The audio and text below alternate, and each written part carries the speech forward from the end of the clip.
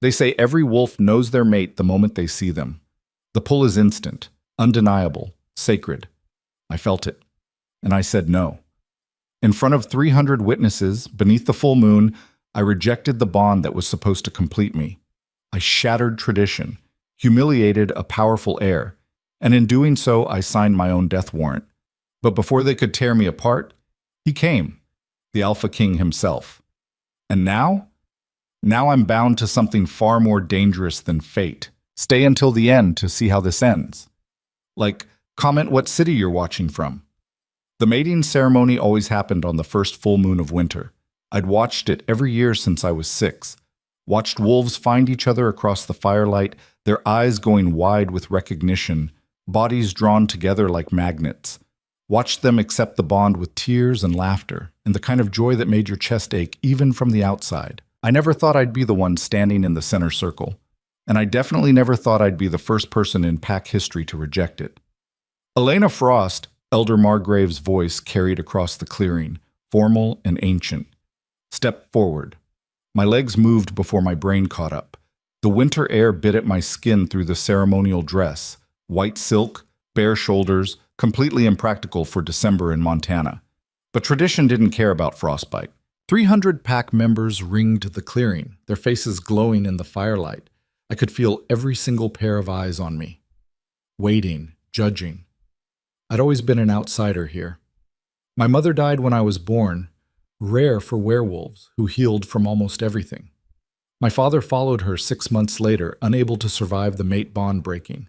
I'd been raised by the pack, passed between families like a borrowed book nobody really wanted to keep. But tonight was supposed to change that. Tonight, I'd find my mate. Belong somewhere. To someone. The moon hung fat and silver overhead, so bright it cast shadows. Elder Margrave raised his hands. The goddess sees all bonds. She has chosen. He never finished. The scent hit me first, pine and winter wind and something darker, like smoke from a fire that had burned for days. It bypassed my brain entirely and went straight to some primal part of my spine. I turned. Across the circle, a man stepped into the firelight. Kieran Blackwood, eldest son of the Blackwood family. Future alpha of the Northern Ridge Pack, the second most powerful pack in the territory. Tall, broad-shouldered, with dark hair and the kind of face that belonged on magazine covers. I'd seen him at gatherings before, always surrounded by admirers, always aware he was being watched. Our eyes met. The bond snapped into place like a physical thing. I actually stumbled, my hand going to my chest. It felt like someone had tied a rope around my ribs and pulled hard. Every nerve ending in my body lit up, screaming him, him. The crowd erupted in whispers. Kieran's eyes widened. Just for a second, I saw something there. Surprise, maybe. Calculation. Then his expression smoothed into satisfaction. He walked toward me, moving with the easy confidence of someone who'd never been denied anything in his life. The crowd parted for him like water. "Elena Frost," he said, his voice pitched for the audience as much as for me. "The goddess has blessed us." The bond pulsed between us, insistent. My wolf was going insane inside me, throwing herself against the mental walls I'd built, desperate to get to him, accept him, complete the bond. But I'd watched Kieran at gatherings, seen how he treated wolves he considered beneath him. The casual cruelty hidden behind charm, the way his eyes went cold when he thought no one important was watching. And I'd heard the rumors about how he treated the girls who warmed his bed before tonight. He reached for my hand. I stepped back. The whispers died. 300 wolves went completely silent. Kieran's smile didn't slip, but something dangerous flickered in his eyes. "Elena," he said, quieter now. "Don't be shy." "I'm not shy." My voice came out steadier than I felt. "I'm refusing." You could have heard a pin drop. "I'm sorry?" Kieran's tone stayed pleasant, but his hand had closed into a fist at his side. "I reject this bond." I said it louder, clearer, to him, to the elders, to everyone. "I don't accept you as my mate." Elder Margrave's face went white. "Elena, you don't understand what you're She understands."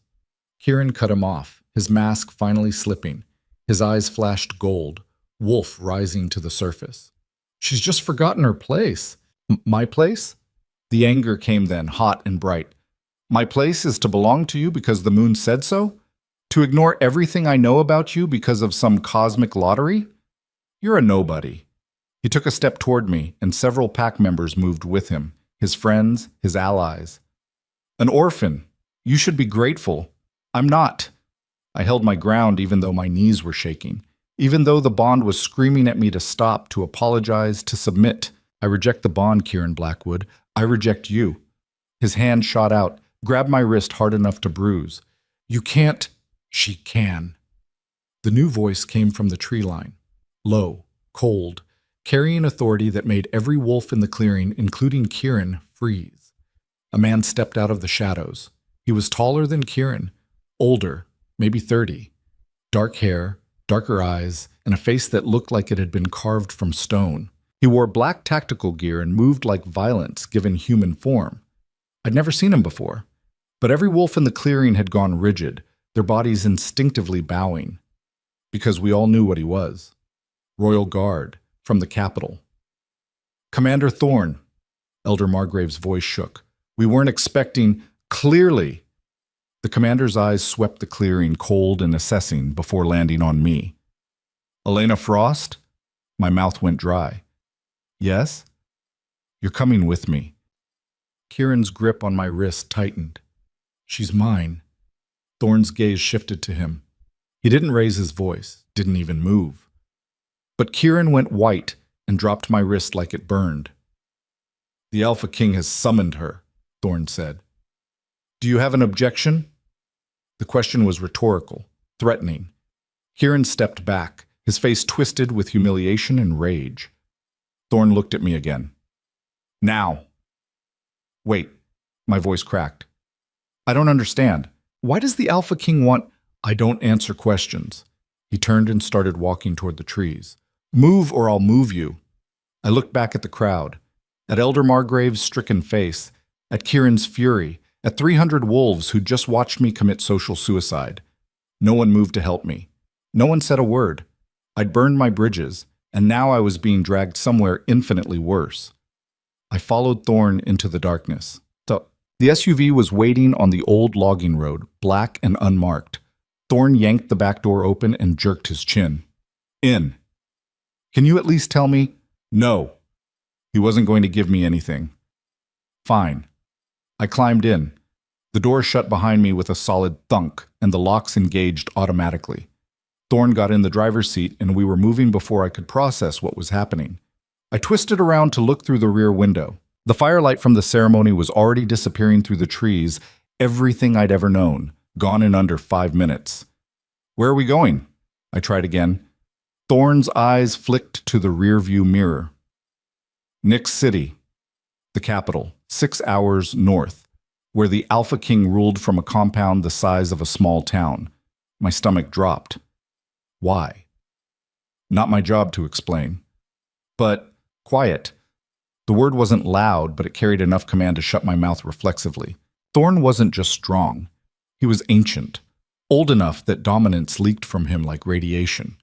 I pressed myself against the window and tried not to panic, tried not to think about what the Alpha King wanted with me. Draven Halric. I'd never seen him in person. Most wolves hadn't. He rarely left the capital, and when he did, it was usually to end a war or execute a traitor. He'd ruled for over 200 years, which meant he was one of the oldest living alphas in North America, and one of the most dangerous. Stories about him circulated like ghost tales. How he'd killed his own father to take the throne. How he could crush a wolf's windpipe with a thought. How he'd once walked into a rebel compound alone and walked out covered in blood that wasn't his. Some wolves worshipped him, most feared him. None of them wanted his personal attention. Am I in trouble? The question slipped out before I could stop it. Thorne didn't answer for a long moment. Then, yes. Great. I watched the dark trees blur past and tried to figure out what I'd done. Rejecting a mate bond was unorthodox, sure, but not illegal. There were no laws saying you had to accept the goddess's choice, unless they were making new laws, unless the king had decided public rejection was treason. My chest tightened. I'd heard what happened to wolves who committed treason. They didn't come back. We drove through the night. Thorne didn't stop, didn't speak, Didn't even turn on the radio.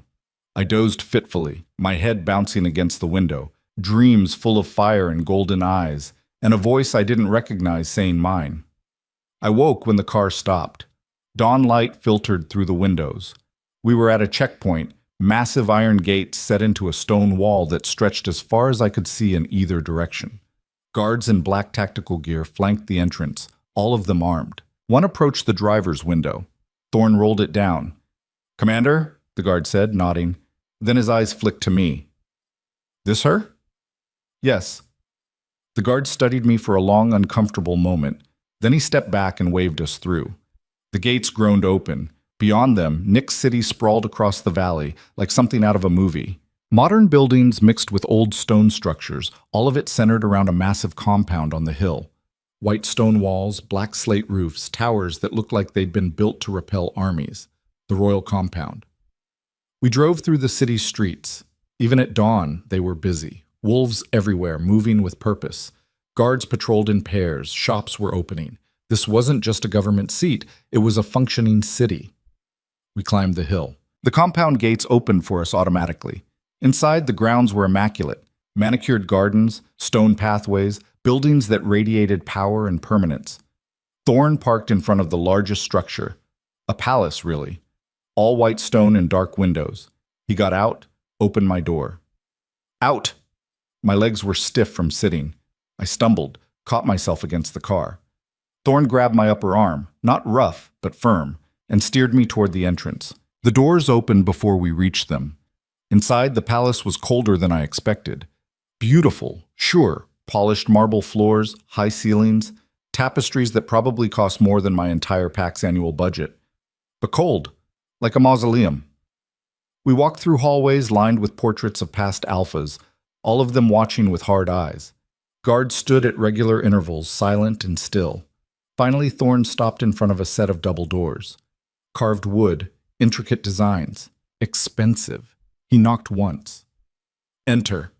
The voice from inside was deep, quiet, and somehow more commanding than any shout. Thorne pushed the doors open. The office beyond was huge. Floor-to-ceiling windows overlooked the city. Dark wood furniture. Bookshelves. A desk that looked like it had been carved from a single piece of black stone. And behind that desk, the Alpha King. Draven Halric looked younger than 200 years had any right to. Maybe 35, if you were generous. Dark hair, sharp features, eyes so pale they were almost silver. He wore a simple black shirt and looked more like a CEO than a supernatural monarch. Until you met his eyes. Then you understood why wolves bowed. He looked up from the papers he'd been reading, his gaze locking on to me. The air left my lungs. It wasn't the bond.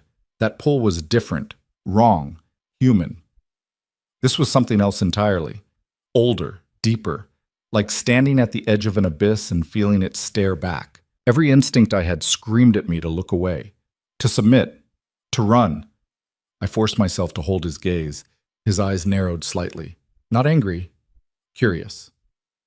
"Elena Frost." He said my name like he was tasting it. "The girl who said no." I swallowed hard. "Your Majesty." He leaned back in his chair, studying me with an intensity that made my skin prickle. "Do you know why you're here? No? You rejected a mate bond in front of 300 witnesses." Yes, but that's not illegal." "No," he agreed. "It's not." Silence stretched between us. I could feel Thorne behind me, a wall of lethal stillness. "Then why—" "Because," Draven interrupted, his voice going quieter and somehow more dangerous. "The moment you rejected that bond, something else awakened." He stood, moved around the desk with liquid grace, walked toward me. Every cell in my body told me to back up. I held my ground. He stopped 3 feet away, still watching me with those unnerving silver eyes. "You felt it," he said, "last night, when you broke the bond." "Felt what?" "Power." He tilted his head slightly. "Old power. The kind that's been sleeping for centuries." My heart hammered against my ribs. "I don't know what you're talking about." "Don't you?" He took another step closer, too close. I could feel the heat radiating from him, Smells cedar and smoke and something wild. Look at me, Elena. Really look at me. And tell me you don't feel it. I wanted to lie. Wanted to say I had no idea what he meant, but the second our eyes met again, I felt it. That same pull from the ceremony, but stronger, wronger. It bypassed the mate bond entirely and sank hooks directly into my soul. My breath caught. Draven's expression didn't change, but something flickered in his eyes. Recognition, and beneath it, anger. Impossible, he said, more to himself than to me. What's happening? My voice came out smaller than I wanted. He turned away sharply, putting distance between us. Ran a hand through his hair, the first sign of anything less than perfect control. Commander, he said, leave us. Thorn hesitated for half a second, then nodded and left, closing the doors behind him. We were alone. Draven stood with his back to me, staring out the window. His shoulders were rigid. 300 years, he said quietly. I've ruled for 300 years. Do you know how many wolves have tried to claim power in that time? How many have tried to challenge me, to bind themselves to me through magic or force or politics? I didn't answer, wasn't sure if he wanted me to. Thousands. He turned back around and his eyes had gone cold, glacial, and not one of them succeeded. Not one. Because I don't have a mate, Elena. The goddess never chose one for me, which means I'm unbondable. The word hung in the air like a curse. But you're... I couldn't finish the sentence. Bonding to you anyway. His jaw tightened, which means you're not normal. You're not just another wolf. Then what am I? He crossed the room in 3 strides, grabbed my face between his hands, gentle but inescapable, and forced me to look at him. His eyes searched mine. Then he breathed one word. Fuck. He let me go like I'd burned him, backing up until his shoulders hit the bookshelf. What? I demanded. What did you see? Your eyes. His voice had gone rough. They just flashed violet. That's not possible. Wolves have gold eyes. Wolves do. He stared at me like I was a bomb about to detonate. Moon witches have violet. The words didn't make sense. Moon witches don't exist. They died out centuries ago. Most did. He moved back to his desk, braced his hands against it like he needed the support. The last one was executed 400 years ago after she nearly destroyed the Eastern Territories trying to bind herself to an Alpha King. The bond between a Moon Witch and an Alpha King is... He stopped, shook his head. It's catastrophic, unstable. The magic feeds on itself until both parties lose control. My legs felt weak. I sat down in one of the chairs before they could give out. I'm not a witch. I'm nobody. Your mother. His eyes snapped to mine. What was her name? Mira. Mira Frost. Not Frost. Her birth name. I don't know. She died when I was born. And your father never told you about her family? He never talked about her at all. Draven pulled open a drawer, yanked out a leather-bound book, flipped through pages covered in handwritten names and notes. Stopped. His face went carefully blank. Mira Lunaris. The name meant nothing to me. The Lunaris line, he continued, still staring at the book, was the last known Moon Witch bloodline. We thought it ended when Mira disappeared 25 years ago. He looked up. She was pregnant when she vanished. With you. No. She hid you, he said. Changed her name. Joined a pack under false pretenses. Let everyone believe you were just another wolf. His expression hardened. And when she died in childbirth, the magic went dormant. Until last night. When I broke the mate bond, I whispered. When you used power. He closed the book with a snap. Rejection is an act of will, of choice. For most wolves, it's difficult. For you?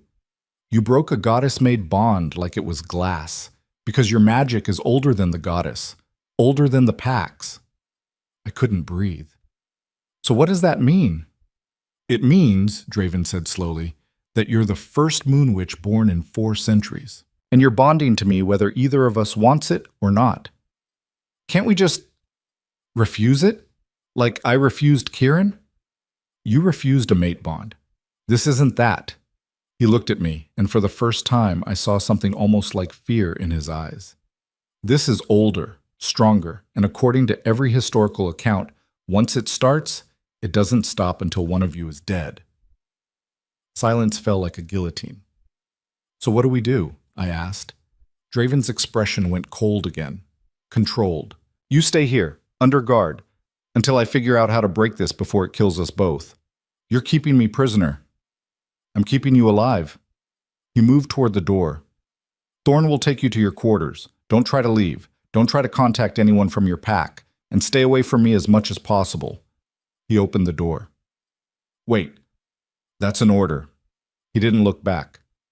Welcome to Nick City, Miss Frost. Try not to destroy it. The door closed behind him. I sat there shaking, trying to process what had just happened. 24 hours ago, I'd been nobody, an orphan, an outsider. Now I was a moon witch bonded to the most powerful alpha in North America, and if we couldn't break it, we were both going to die. The quarters Thorn delivered me to weren't a cell, but they might as well have been. 3 rooms on the palace's 4th floor, bedroom, bathroom, sitting area, all decorated in shades of cream and gold that probably cost more than my entire pack's yearly budget. Floor-to-ceiling windows overlooked the city, but they didn't open. The door locked from the outside. And when I tested the handle after Thorn left, it didn't budge. Prisoner. Just like I'd said. I pressed my forehead against the cool glass and watched the sun climb higher over Nick City. Somewhere down there, wolves were living normal lives. Going to work, meeting friends, not wondering if the bond forming in their chest was going to kill them. My reflection stared back at me, same brown hair, same ordinary face, same gray eyes that had never once flashed violet until this morning. Moon Witch.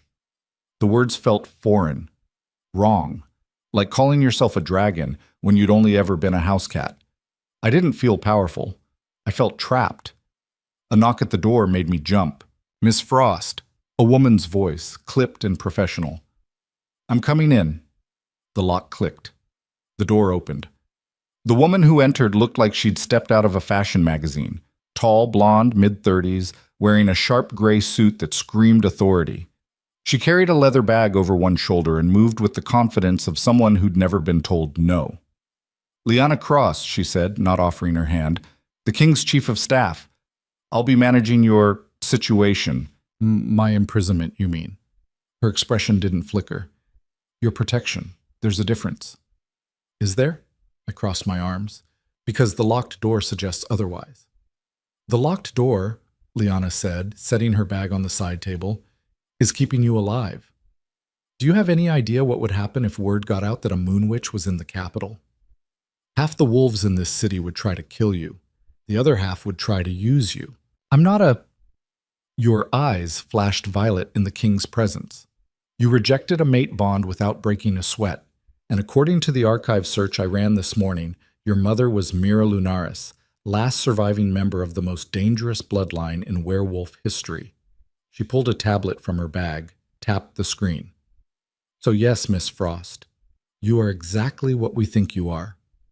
I wanted to argue, wanted to insist this was all a mistake, but my chest ached with that wrongness. That pull towards something, someone, I didn't understand. What does the king want from me? I asked instead. To keep you controlled until he can sever the bond. Liana's tone was matter-of-fact, like we were discussing a business merger. Which means you'll be staying here, under guard, following rules. What rules? She swiped through her tablet. No leaving these quarters without escort. No contact with anyone outside the compound. No use of power. Assuming you figure out how to access it, and absolutely no interaction with the king unless necessary. That last one stung more than it should have. He doesn't want to see me. He can't afford to. Liana looked up, and something almost like sympathy flickered in her eyes. Every minute you spend near each other, the bond gets stronger. By the time he left his office this morning, his hands were shaking. He hasn't lost control in 200 years, Miss Frost. You did that in under an hour. The weight of that settled over me like ice water. So I'm just supposed to sit here, I said. Alone. Indefinitely. You'll have everything you need, food, clothing, books, entertainment. Thorn will be stationed outside your door. If you require anything, ask him. I require freedom. Then you shouldn't have been born a moon witch. Liana tucked the tablet back into her bag. Meals will be brought 3 times daily. A physician will examine you tomorrow. Try to make this easier on everyone, Miss Frost, including yourself. She headed for the door. Wait. The word came out sharper than I meant it. How long? Liana paused, her hand on the doorknob. How long what? Until he figures out how to break the bond. Days? Weeks? The silence stretched too long. The last recorded case, Liana said quietly, ended with both parties dead within 6 months. The king is hoping we can do better. She left. The door locked behind her. 6 months. I sank onto the edge of the bed, my hands shaking. 6 months until this thing inside me, this bond, this magic, this curse, killed me and the most powerful alpha in North America. Unless he found a way to cut it out first.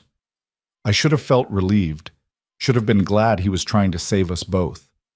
Instead, I felt hollow. Masamt. The first 3 days blurred together.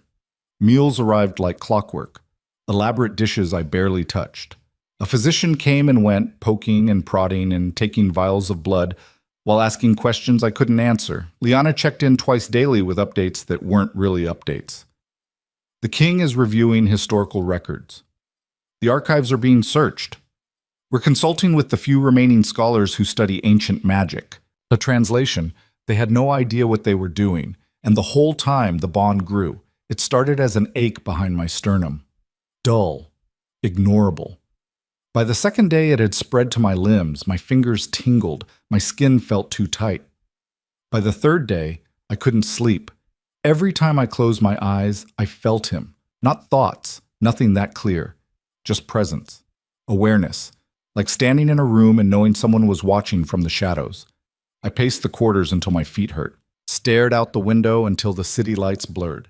Tried reading the books someone had left on the shelf. All dry historical texts about pack politics that made my eyes cross. Nothing helped. On the 4th morning, I snapped. The breakfast tray had arrived. Eggs, toast, fruit I didn't want. I shoved it aside and marched to the door, pounding hard enough to rattle the frame. Thorn! No answer. I know you're out there. Open the door. Still nothing. I need to speak to the king. The lock clicked.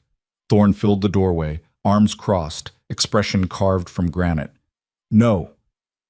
I wasn't asking permission, and I wasn't offering it. He started to close the door.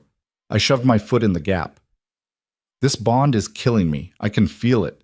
If he wants to break it, fine, but sitting in this room isn't helping either of us. The king gave orders. No, the king isn't the one stuck in here feeling like his insides are being ripped out. My voice cracked despite my best efforts. Please, 5 minutes. That's all I'm asking. Thorn studied me with those ancient, unreadable eyes. Then he pulled out his phone, typed something, waited. A response came through almost immediately. 10 minutes, he said. And if you try anything, I will put you down. Understood? I nodded. He stepped aside. I followed him through hallways I had only seen once before, my heart hammering. Other wolves passed us, staff, guards, officials, all of them going silent when they saw me, their eyes tracking my movement like I was something dangerous. Maybe I was. Thorn stopped outside the same carved doors from 4 days ago, knocked once. Enter. Draven's voice sent a shiver down my spine that had nothing to do with fear. Thorn opened the door but didn't follow me in, just jerked his chin. I stepped inside. The office looked the same. Dark furniture, floor-to-ceiling windows, shelves lined with books. But Draven looked different. Tired. Shadows under his eyes. His shirt sleeves were rolled up, papers scattered across his desk like he'd been working all night. He looked up when I entered. Our eyes met. The bond roared. I stumbled, my hand flying to the wall for support. It felt like someone had hooked a chain around my ribs and yanked. Heat flooded my veins, my skin, everywhere. Draven shot to his feet, his chair scraping back. Get out! I can't... The words came out breathless. Wrong. I need to talk to you. We're not talking. You're leaving. Now. But he hadn't moved. Was gripping the edge of his desk hard enough that his knuckles had gone white. It's getting worse. I forced myself to stand upright. even though every nerve ending was screaming. The bond! I can feel it all the time now. Can you? His jaw tightened. Yes. Then you know sitting in separate rooms isn't working. It's slowing the process. By how much? I took a step closer, watching his entire body go rigid. Hours. Days. Because it doesn't feel slow to me. It feels like I'm being pulled apart. And what do you suggest? His voice had gone rough, dangerous. That we give in to it? Let it consume us? No. I suggest we figure out what it wants. It wants us bound. He finally let go of the desk, but only to put more distance between us. Soul to soul, power to power, until we can't tell where one ends and the other begins. That's what Moonwitch bonds do. They erase boundaries, consume everything. You're afraid, I said. His eyes flashed. I'm being realistic. You're terrified of losing control. The words came out before I could stop them, but they rang true. 200 years of ruling alone, and now something's trying to force you to share. That's what this is really about. You don't know what you're talking about.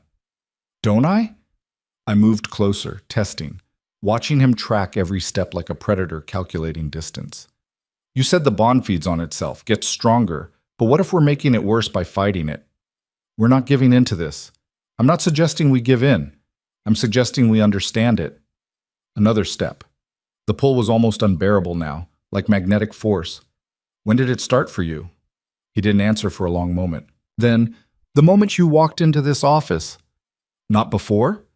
When Thorne brought me in? No. When I saw you, his hands had curled into fists. When our eyes met. Same as me. And it got worse after I left, I said. Not a question. Yes. How much worse? His expression shuddered. Enough that I nearly came to your quarters 6 times in the first 2 days. The admission hung between us like a live wire. Why didn't you? I asked softly. Because I'm not ruled by instinct. But his voice had lost some of its edge. And because the last Alpha King who bonded with a moon witch leveled 3 cities before they managed to kill him. I'm not trying to destroy anything. Neither was he, at first. Draven's eyes met mine again, and the intensity there made my breath catch. The bond doesn't care about intentions, Elena. It cares about power. And when you combine an Alpha King's strength with a moon witch's magic, the result isn't balance, it's catastrophe. You keep saying that, but what if... I didn't get to finish. Pain exploded across my throat. I gasped, my hand flying to my neck. It felt like someone had pressed a hot brand against my skin, searing and immediate and wrong. Draven crossed the room in 2 strides, his hands catching my shoulders. What's wrong? My throat, the pain intensified, radiating outward. Something's... His eyes widened. No. What? I tried to pull away, but he held firm, his gaze locked on my neck. There's a mark, he said, his voice gone flat. Right here. His thumb brushed just below my jaw, and the touch sent electricity through my entire system. What kind of mark? He let me go and stepped back, his expression carved from ice. The kind that means we're out of time. He grabbed my wrist. The touch was clinical, controlled, and pulled me toward the full-length mirror on the far wall. I looked. A symbol had appeared on the left side of my throat, about 2 inches below my ear. Silver-violet lines forming an intricate design, a crescent moon wrapped around a crown, with symbols I didn't recognize spiraling outward. It looked like a tattoo, but I could feel it pulsing in time with my heartbeat. That's impossible, I whispered. Marks take weeks to form, even fate mate marks. Moon witch bonds don't follow the same rules. Draven's reflection stared back at me, his face carefully blank. They manifest when the magic reaches critical mass, usually around day 5 or 6. Today was day 4. So we're accelerating, I said. Yes. And this means... He turned away from the mirror, from me. It means the bond is permanent. We can't break it now. The mark is a seal. The words landed like stones. Permanent, I repeated. Once the mark appears, attempting to sever the bond will kill both parties instantly. He moved back to his desk, his movements too controlled. We're bound. For life. However long that lasts, I couldn't process it. Couldn't think past the panic clawing up my throat. There has to be something. There isn't. He picked up one of the books from his desk, flipped it open to a marked page, held it out. This is the only complete record we have of a moon witch bond. Read it. My hands shook as I took the book. The text was old, written in formal script. The union between witch and king consumed them both. Her magic fed his strength fed her magic, each amplifying the other until neither could contain the power they'd created. By the end, they were no longer individuals, just raw energy destroying everything they touched. The council had no choice. They executed them at dawn, while they still resembled something human. I closed the book, feeling sick. That's our future, Draven said quietly. Unless we figure out how to control this. How? I don't know. For the first time, he sounded tired, lost. Every record ends the same way, death or destruction. There's no third option. Silence filled the office. I touched the mark on my throat. It was warm beneath my fingers. Alive. What do we do? I asked. Draven looked at me, really looked at me, without the walls, without the control. And what I saw in his eyes was something I recognized. Fear. We survive, he said, day by day, and we hope that's enough. Us. Liana appeared 20 minutes later, her expression grim when she saw the mark. Already? She shot Draven a look. You said we had at least a week. Apparently not. He'd retreated back behind his desk, distance restored. Spread the word. Miss Frost is to remain confined to her quarters. No exceptions. With respect, Liana said carefully, that's not going to help. The mark appeared because you've been apart. Proximity might stabilize. No. Your Majesty. I said no. His voice carried enough command to make Liana's spine straighten reflexively. We're not feeding this bond. We're containing it. By locking her away, Liana's professional mask slipped slightly. That's not containment. That's denial. It's an order. They stared at each other, some silent communication passing between them. Finally, Liana dipped her head. As you wish. She turned to me. Come. I followed her out, Thorn falling into step behind us. We'd barely made it 10 feet down the hallway when Liana stopped. He's wrong, she said quietly. I blinked. What? About the isolation. It's making things worse. She glanced back toward the office, then at me. The bond formed because you two are compatible on a fundamental level. Fighting it is like trying to hold your breath indefinitely. Eventually, biology wins. Are you suggesting I just give in? I'm suggesting you stop treating this like a disease. Her eyes were sharp, assessing. You're not sick, Miss Frost. You're bonded to an alpha who spent 2 centuries avoiding exactly this situation, and now he's terrified. He should be. The last pair killed hundreds of people. The last pair had no guidance, no control, no one who understood what was happening. Liana started walking again. You have resources they didn't. Use them. How? He won't even see me. He will. She stopped outside my quarters. Because the alternative is losing his mind. Give it 2 days. Thorn unlocked the door. I hesitated. What if he's right? What if being near each other makes it worse? Then you'll find out together. Liana's expression softened slightly. But from what I've seen, separation is killing you both faster than proximity ever could. She left. I went back inside my gilded cage and touched the mark on my throat. Permanent. The word echoed in my skull. I was bound to Draven Halric for life. And neither of us had any idea how to survive it. What? Liana was right. 2 days later, I woke up screaming. The bond had invaded my dreams. No, not dreams. His dreams. Flashes of memory, sensation, emotion that weren't mine. A battlefield drenched in blood. A throne room full of corpses. Hands covered in red, eyes gone cold. The taste of violence and power and something darker. I jerked awake, gasping, my sheets soaked with sweat. The mark on my throat burned like fire. I stumbled to the bathroom, splashed cold water on my face. But the images wouldn't leave. I could still feel them. His memories, his rage, his absolute conviction that emotion was weakness and attachment was death. 200 years of isolation distilled into nightmare. My hands wouldn't stop shaking.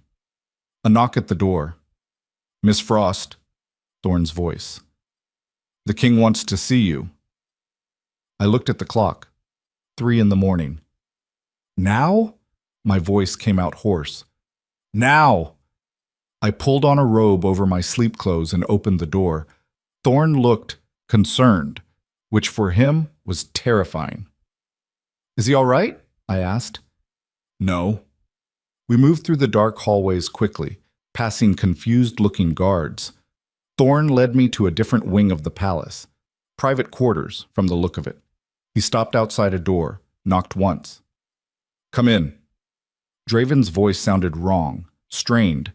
Thorne opened the door but didn't follow. The room beyond was dark except for firelight from a massive hearth. Draven stood in front of the windows, still dressed, his back rigid. He didn't turn when I entered. "You felt it," he said. Not a question. "Your memories," I confirmed. The battlefield. The Blackwater Massacre 60 years ago." His voice was flat. "A rebel faction tried to overthrow the council. I ended them." "All of them?"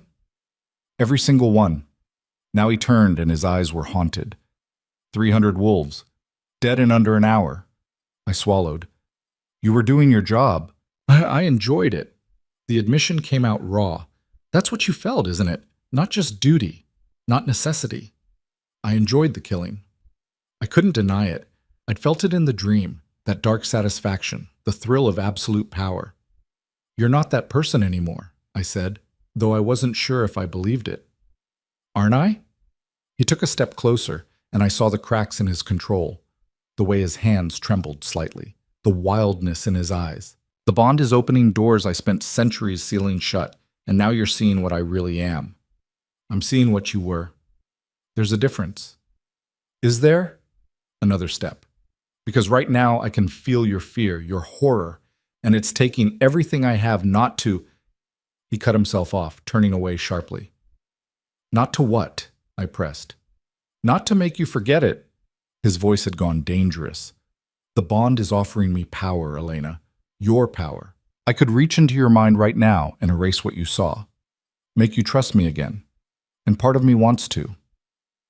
The admission should have terrified me. Instead, I moved closer. "But you haven't," I said. "Not yet." "Because you're stronger than that." I stopped just behind him, close enough to feel the heat radiating off his skin. "You've had this power for 200 years. If you were going to lose control, you would have already. You don't understand." He spun to face me, and the intensity in his eyes nearly knocked me back. "I've never had someone in my head before. Never felt someone else's emotions like they were my own, and you—" His hand lifted, stopped inches from my face. "You're terrified. Of me. Of this. And I can't stand it." "Then stop trying to scare me."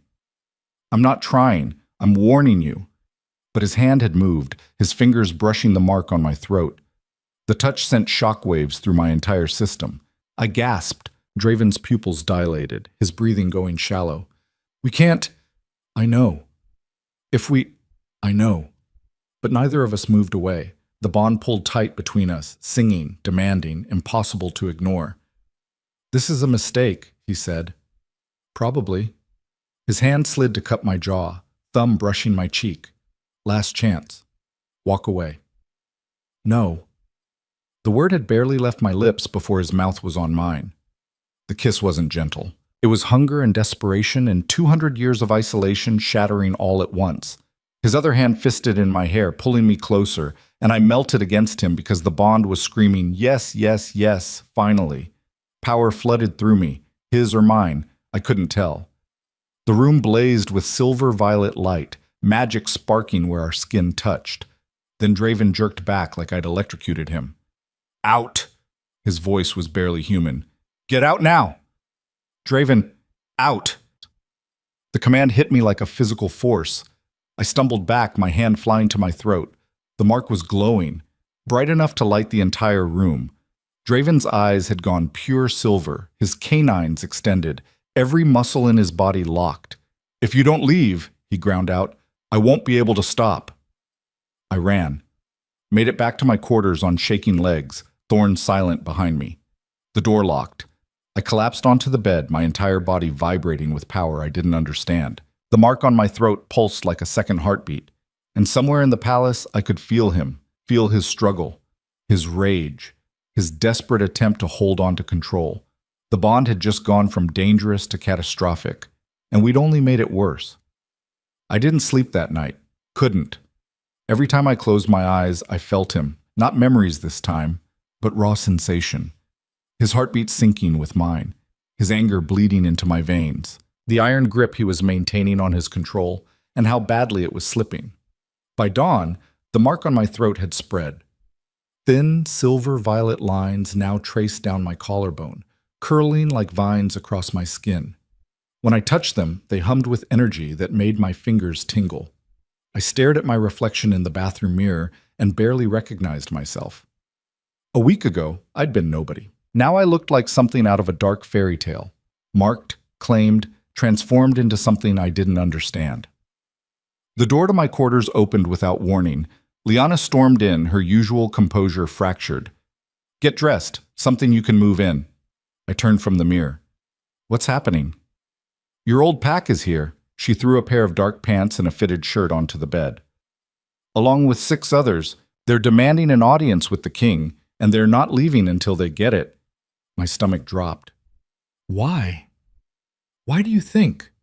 Liana's eyes flicked to my throat, to the marks that were now impossible to hide. "Someone talked. Word got out that you're bonded to the Alpha King, that you're a moon witch, and now they want you dead." The room tilted. "How many?" I asked, my voice steadier than I felt. "Representatives from 7 packs, maybe 60 wolves total, but they're not alone." She pulled out her tablet, swiped to a video feed. "Look." The screen showed the palace gates. Beyond them, a crowd had gathered, hundreds of wolves, maybe more. Some carried signs. Others just stood there, silent and waiting. All of them looked ready for violence. "They're calling you an abomination," Liana said, "saying the bond is unnatural, that you'll destroy the capital the same way the last moon witch destroyed the eastern territories." "I haven't destroyed anything. Yet. That's what they're afraid of." She pocketed the tablet. "The king is meeting with the pack representatives in an hour. You're staying here, under guard." "No." The word came out harder than I meant it. "If they're here because of me, I should face them." "Absolutely not. You have no training, no control over your power. I have a right to defend myself." "You have a right to stay alive." Liana moved closer, her voice dropping. "These wolves aren't here for a conversation, Elena. They're here for an execution, yours. And if the king shows even a hint of protecting you over pack law, they'll call it tyranny." "So what's the alternative? I hide while he makes deals about my life?" "Yes, that's exactly what you do." She grabbed my shoulders, forcing me to look at her. "Draven has ruled for 200 years because he knows how to navigate politics. Let him handle this." "And if he can't?" Liana's expression flickered. "Then we have bigger problems than your pride." She left, locking the door behind her. I stood there for a long moment, staring at the clothes on the bed. Then I got dressed anyway. An hour later, I could hear them. My quarters were 4 floors up, but the sound of raised voices carried through the stone walls, angry, demanding, the kind of noise that came before bloodshed. Thorn stood outside my door, a silent statue. I pressed my ear to the wood, straining to hear. "Endangering every pack in the territory." A man's voice, rough with fury. "She needs to be put down before—" Draven's response was too quiet to catch, but the sudden silence that followed spoke volumes. "With respect, Your Majesty," another voice, older, more measured. "The law is clear. Moon witches were declared extinct for a reason. The last one lived 400 years ago." Draven's voice cut through now, sharp and cold. "And you're basing your fears on stories. Stories built on corpses." The first man again. 3 cities leveled. Thousands dead. You expect us to just trust that this one is different? I expect you to remember who you're addressing. The threat in those words made my skin prickle. Silence again, longer this time. Then a third voice, female. Familiar. We're not questioning your authority, Your Majesty. We're questioning your judgment. My blood ran cold. I knew that voice. Elder Margrave. From my old pack. Elena Frost rejected her mate bond, Margrave continued. Rejected the goddess's will. And now she's bound to you, the most powerful alpha in North America. Do you not see how dangerous that is? What I see, Draven said, his tone glacial, is 7 packs who've forgotten their place. We remember our place perfectly. A new voice. Younger. Furious. And our place is not serving a king who's been compromised by dark magic. Kieran. He was here. Of course he was here. Choose your next words carefully, boy. Thorn's voice now, low and lethal. You're very close to treason. Treason? Kieran's laugh was harsh. The real treason is what's happening under this roof. She's corrupting him. Can't you see it? The mark on her throat, that's not a bond. That's a parasite. Something crashed. Glass, maybe. Enough! Draven's voice carried enough command to shake the walls. You've made your concerns known. My answer is no. Elena Frost is under my protection. She will not be harmed. She will not be executed. And if any of you have a problem with that, you're welcome to challenge me directly. The words hung in the air like a gauntlet thrown. No one picked it up. You can't protect her forever, Margrave said quietly. Eventually, the magic will consume you both. And when it does, thousands will die. We're trying to prevent that. By murdering an innocent woman. By eliminating a threat before it becomes unstoppable. Margrave's voice hardened. We're not leaving without her, Your Majesty, one way or another. My heart stopped. Then you'll die here. Draven's tone had gone flat. Final. Because I will burn every single one of you to ash before I let you touch her. The bond flared in my chest, hot and fierce and protective. He meant it, every word. This is madness, someone whispered. This is suicide, another agreed. But Kieran's voice rose above them all. Then we're at war. The meeting dissolved into chaos. I heard shouting, the scrape of chairs, Thorn barking orders, then footsteps, heavy, fast, moving through the palace. The door to my quarters flew open. Draven stood there, eyes blazing silver, his control hanging by a thread. We're leaving. What? Now. He grabbed my wrist and pulled me into the hallway. Thorn was already there, along with 4 other guards I didn't recognize, all of them armed. Where are we going? I tried to keep up as Draven dragged me through corridors I'd never seen before. Somewhere they can't reach you. He didn't slow down. They're gathering forces. If I keep you here, they'll lay siege to the entire compound. So you're running? He stopped so abruptly I crashed into his back, spun to face me, his hands gripping my shoulders hard enough to hurt. I am preventing a massacre, he said, his voice rough. If those wolves try to take you by force, I will kill them all. Every single one. And then their packs will retaliate, and this will spiral into a war that will tear the territory apart. His eyes searched mine. Is that what you want? No. Then trust me. He let go and started moving again. We descended stairs I didn't know existed, going deeper into the palace's foundations. The air grew colder, damper. Stone walls gave way to rough-hewn rock. There's a tunnel system, Draven said over his shoulder. Built during the First War. It leads to a safe house 15 miles north. How long can we hide? As long as it takes for cooler heads to prevail. But he didn't sound convinced. The tunnel entrance was hidden behind a false wall in what looked like an old wine cellar. Thorn moved a lever and the stone swung inward, revealing darkness beyond. I'll hold the palace, Thorn said. Buy you time. Draven nodded once, then looked at the other guards. With me. Standard protection formation. We entered the tunnel. The darkness was absolute. One of the guards produced a flashlight, the beam cutting through the black. Our footsteps echoed off stone walls that pressed in from all sides. I focused on breathing, on moving, on not thinking about the tons of earth above our heads. How did they find out? I asked after several minutes of silence. About the bond. Someone in the palace talked. Draven's voice echoed strangely. We're investigating, but it doesn't matter now. The damage is done. They're really going to kill me. They're going to try. And you're really going to start a war over it. He stopped walking, turned to face me in the dim light. Yes, he said simply.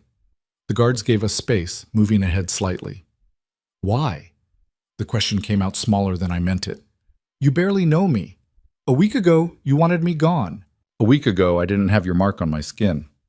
He pulled his collar aside. There, on the left side of his throat, mirror image to mine, was the same silver-violet symbol, crown wrapped in moon, spiraling outward. I hadn't seen it before. He'd been hiding it. When did that appear? I whispered. The night you woke up screaming. The same night He let the sentence die. The bond is equalizing, marking us both, making sure we can't escape even if we wanted to. Do you want to escape? He was quiet for a long moment. I don't know what I want anymore. For 200 years, I've known exactly who I am, what I'm meant to do. And then you walked into my office and everything became unclear. His hand lifted, hovering near my face, not quite touching. The bond is showing me things, he continued quietly.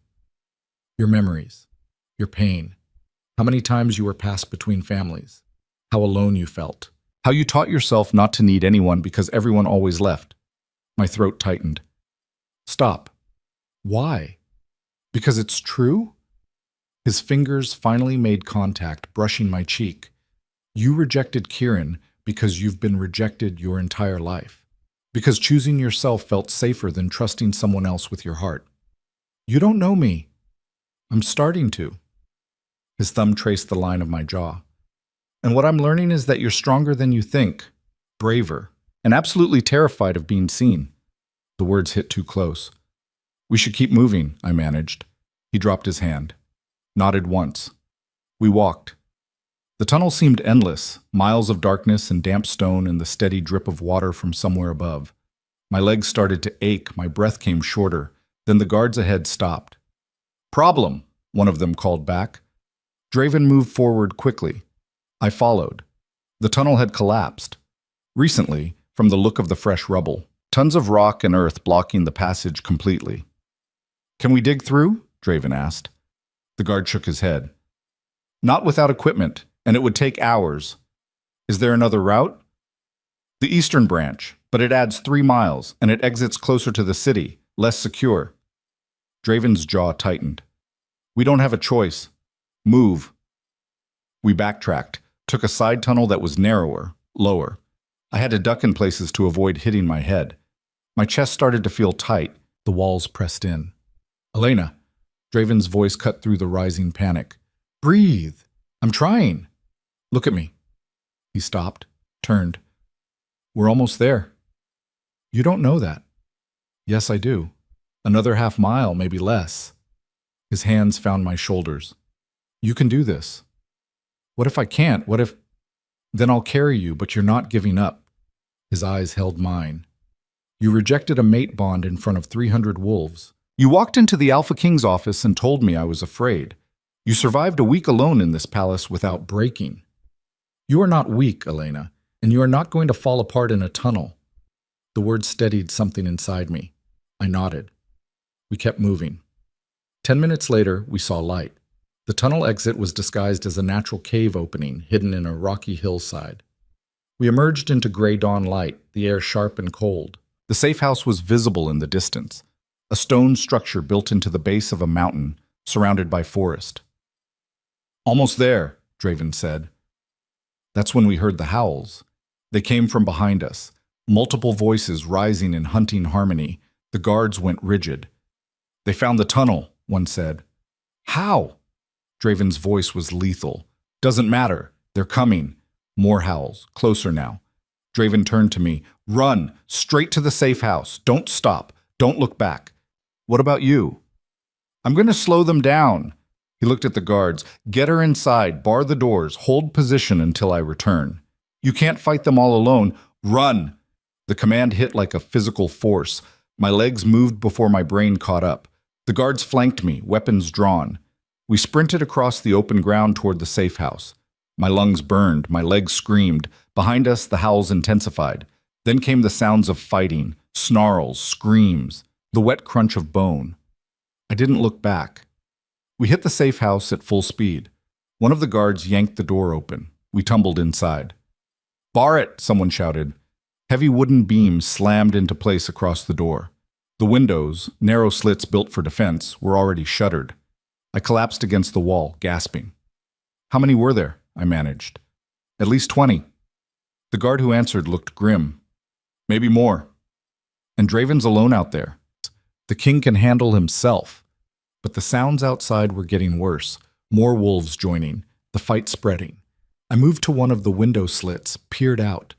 Draven was in the center of a mass of bodies. His eyes had gone full silver, his movements too fast to track. He was tearing through them like paper, but there were too many. For every wolf he dropped, 2 more appeared. And they weren't trying to kill him.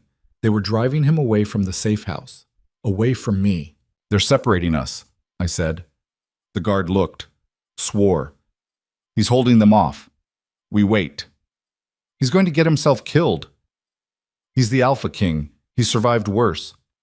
But I could feel it through the bond, his energy flagging, his strength, massive as it was, starting to wane. 200 years old or not, he was still one wolf against dozens, and they knew it. "We have to help him," I said. "Our orders are to protect you. If he dies out there, those orders won't matter." The guards exchanged glances. Before they could respond, something slammed into the door, hard enough to crack the wood. Then again and again. "They're trying to break through," one of the guards said, moving to reinforce the bar. Another impact. The door shuttered. "How long will it hold?" I asked. "Not long enough." Outside, Draven was still fighting. I could see flashes of movement through the window slit. But the wolves were pressing him harder now, pushing him farther from the house. The door cracked. One of the guards turned to me. "There's a back exit. Through the basement. We can get you out." "No." "Miss Frost, I'm not running anymore." Something was building inside me. Heat, pressure, power that had been dormant my entire life suddenly roaring to the surface. "Open the door." "That's suicide. Open it." The words came out wrong. Layered with something that made all 3 guards freeze. My eyes were burning. When I looked down at my hands, they were glowing. Silver violet light pouring from my skin like liquid. The mark on my throat blazed hot enough to hurt. And for the first time in my life, I felt it. Magic, raw, ancient, terrifying. "Open the door," I said again, calmer now. "Or I will." The guards looked at each other. Then slowly, they moved the bar. The door flew open. Wolves poured in. I raised my hands. Power exploded outward. The force of it knocked everyone back. Guards, wolves, everything. Purple-silver light filled the entire room, crackling like lightning. I felt it tear through me, burning and freezing and impossible. The attacking wolves hit the far wall, didn't get back up. I stepped through the doorway. More wolves outside. Dozens of them. All turning to face me now. Behind them, Draven had gone still. Our eyes met across the battlefield. The bond between us roared to life. Power flooded the connection. His strength pouring into me, my magic pouring into him. We weren't just connected anymore, we were amplifying each other. The wolves charged. I threw my hands forward and the earth itself responded. The ground rippled like water, throwing bodies into the air. Trees bent at impossible angles. The wind rose to a shriek. I'd never felt anything like this. Never imagined I could. And I had no idea how to stop it. "Elena!" Draven's voice cut through the chaos. "You have to control it." "I don't know how." The power was feeding on itself now. Growing, consuming, just like the histories had warned. One of the wolves, larger than the others, older, pushed through the chaos. Alpha from another pack, I recognized him from gatherings. He shifted mid-run, human form, eyes blazing. "See?" he shouted to the others. "This is what she is, what she'll become. We have to end this now." He lunged at me. Draven moved faster. He caught the Alpha midair, slammed him into the ground with enough force to crack stone. The 2 of them rolled, fighting with a brutality that made my stomach turn. But more wolves were coming, so many more. I could see them in the distance, reinforcements from the 7 packs.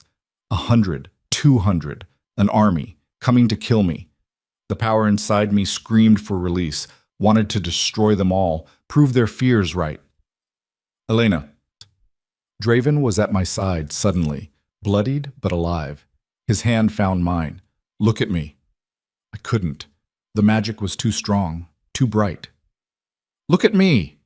His other hand caught my face, forced me to meet his eyes. Silver meeting violet. You're not a monster, he said. You're not the stories. You're Elena, and you're stronger than this. I can't control it, so don't. His grip tightened. Stop fighting it. Stop trying to contain it. Just let it flow through both of us. That'll kill us or save us. He pressed his forehead to mine. Trust me, please. The bond pulsed between us, begging for connection. The army was getting closer, weapons drawn, death in their eyes. I had seconds to decide. Fight alone and lose control, or trust him and risk everything. Together, I whispered. Together, he agreed. I let go. The power didn't explode outward like I expected. Instead, it poured into the bond, into him, into us, and something impossible happened. The magic balanced. His strength grounded my chaos. My power amplified his control. We weren't fighting for dominance anymore. We were flowing, merging, becoming something neither of us had been alone. The light around us shifted, no longer violent purple-silver. Now it was steady, controlled, radiant. The attacking army slowed, stopped, because standing in front of them now wasn't a terrified moon witch or an isolated alpha king. It was both, united, equal, unstoppable. Draven's hand tightened on mine. When he spoke, his voice carried across the entire battlefield. You came here to kill her because you're afraid. I understand that. The histories are full of horrors, but look around you.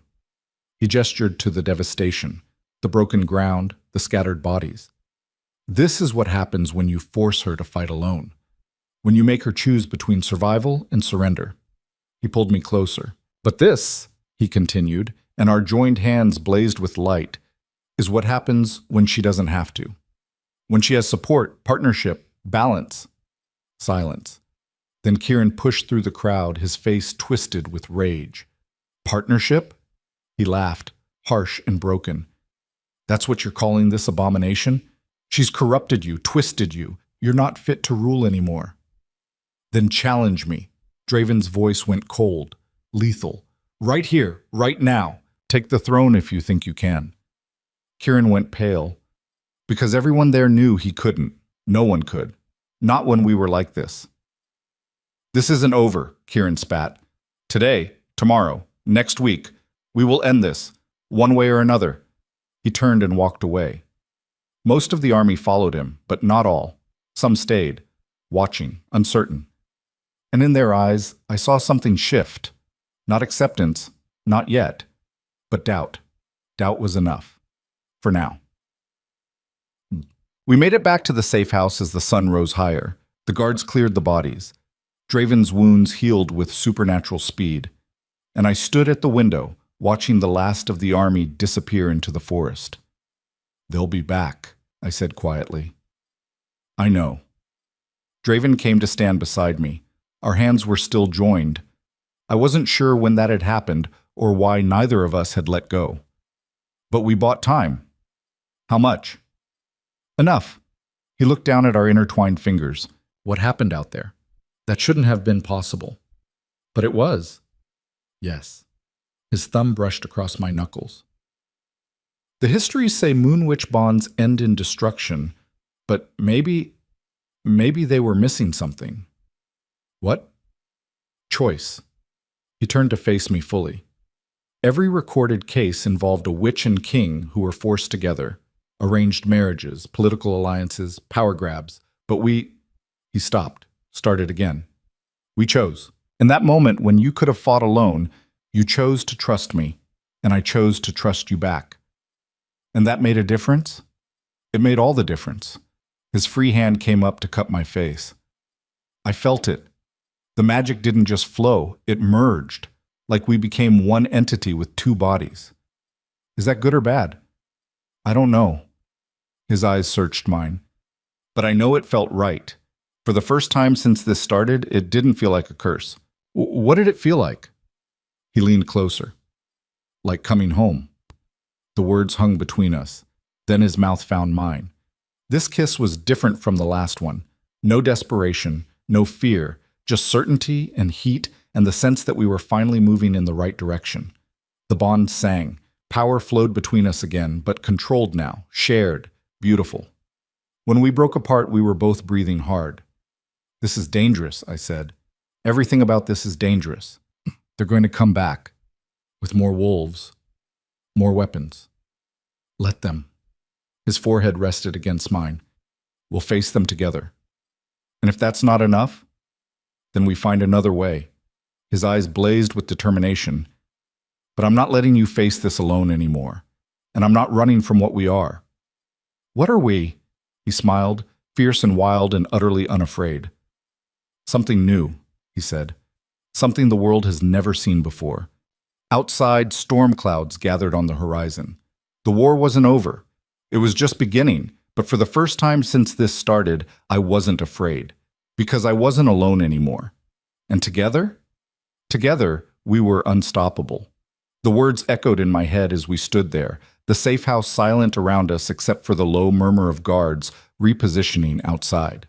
Draven's hand was still warm against my face, his eyes still holding mine like he was trying to memorize every detail. "We should get back to the capital," he said finally, though he didn't move. "Thorn will be losing his mind. Let him wait." I wasn't ready to leave this moment, wasn't ready to face what came next. 5 more minutes. His mouth quirked. "You're giving orders to an Alpha King now? You're the one who said we're partners." "I did, didn't I?" He dropped his hand but caught my fingers instead, intertwining them with his. "That's going to cause problems." "More than we already have?" "Significantly more." But he didn't sound worried. "The council is going to have opinions. Strong ones. About power sharing. About tradition. About a moon witch having any authority at all." "I don't want authority. I want to survive." "You're bonded to me now. You have authority whether you want it or not." He guided me toward the small table near the window, sat, pulled me down beside him. "When we go back, everything changes. They're going to test you, push you, try to find weaknesses." "They already think I'm weak." "No, they think you're dangerous." His thumb traced circles on the back of my hand. "There's a difference. Weak things you eliminate. Dangerous things you control or contain. They're going to try both." My stomach tightened. "What do I do?" "You show them exactly what you showed that army." His eyes blazed. "That you're not something to be controlled or contained. That you're a force to be reckoned with." "I don't know how to do that. I barely understand what happened out there." "Then we figure it out together." He stood, pulling me with him. "But first, we need to get you somewhere safe. Somewhere we can actually work on controlling this power before someone else tries to kill you." "Where's safer than the palace?" "Nowhere in the capital, not right now." He moved to the door, called out to one of the guards. "Contact Thorn. Tell him we're heading to the northern sanctuary. And get me a secure line to Liana." The guard nodded and disappeared. I followed Draven outside. The morning sun had burned off most of the mist, revealing the full scope of the damage from our fight. Craters in the earth, trees snapped like twigs, scorch marks where the magic had burned hottest. "This is what they're afraid of," I said quietly. "Yes." He didn't sugarcoat it. "And they're not entirely wrong to be. If you'd lost control out there, if we hadn't connected, this would look very different." "How different?" He was quiet for a long moment. "There wouldn't be survivors." The word settled over me like a shroud. "So we prove them wrong," I said. "We show them control is possible." "We do more than that." He turned to face me. "We show them that what you are, what we are, isn't a threat. It's an opportunity." "An opportunity for what?" "Change." His expression hardened with determination. "The pack system has been the same for centuries, rigid, hierarchical, built on dominance and submission. But what if there's another way? What if power doesn't have to be hoarded? What if it can be shared? You're talking about revolution. I'm talking about evolution." He started walking toward the forest line where vehicles were waiting. "The world is changing, Elena. Humans are getting stronger, smarter, more dangerous. We can't afford to stay stagnant, and you He looked back at me. You might be exactly what we need to adapt. I wanted to believe him, wanted to think that something good could come from this nightmare. But the bodies scattered across the clearing told a different story. We were at war, and wars didn't end with philosophy. They ended with blood.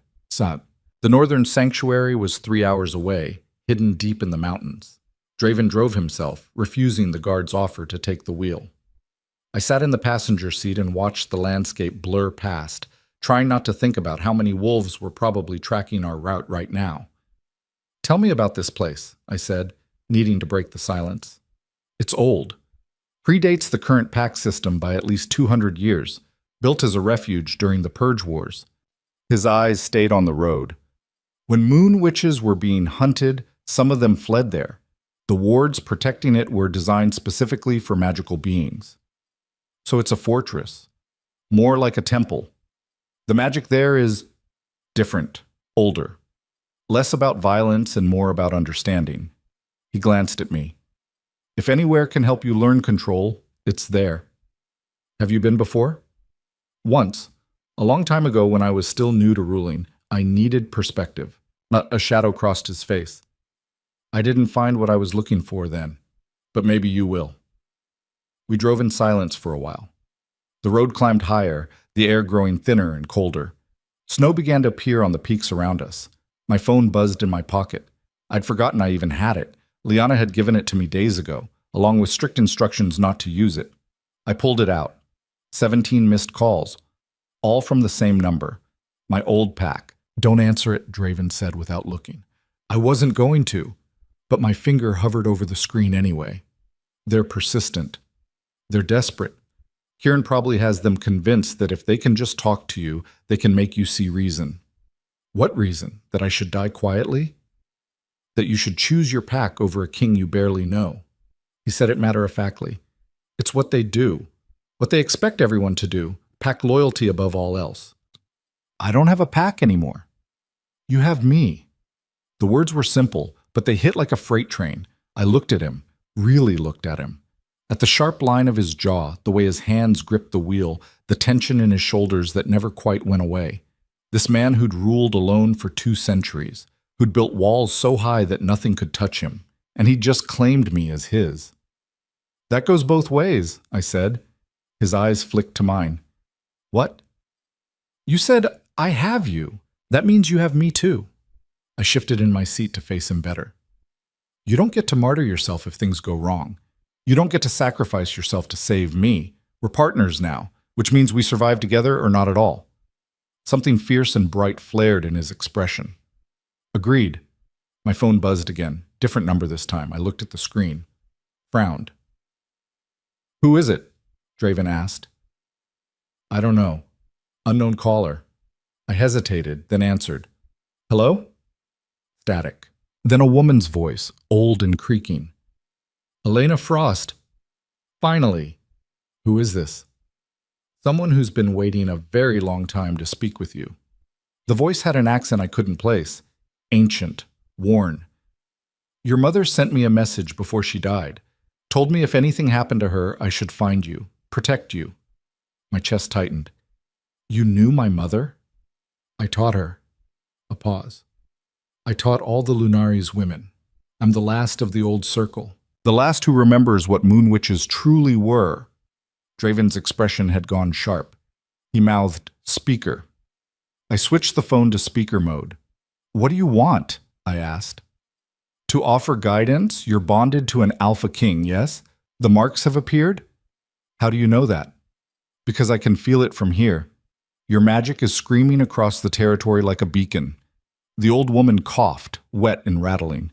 Every wolf with even a trace of sensitivity knows exactly where you are, which means you're in more danger than you realize. I'm aware people want me dead. Not just people. The old bloodlines, the ones who survived the purges by going underground. Her voice dropped. They're gathering, and they're not coming to kill you, child. They're coming to use you.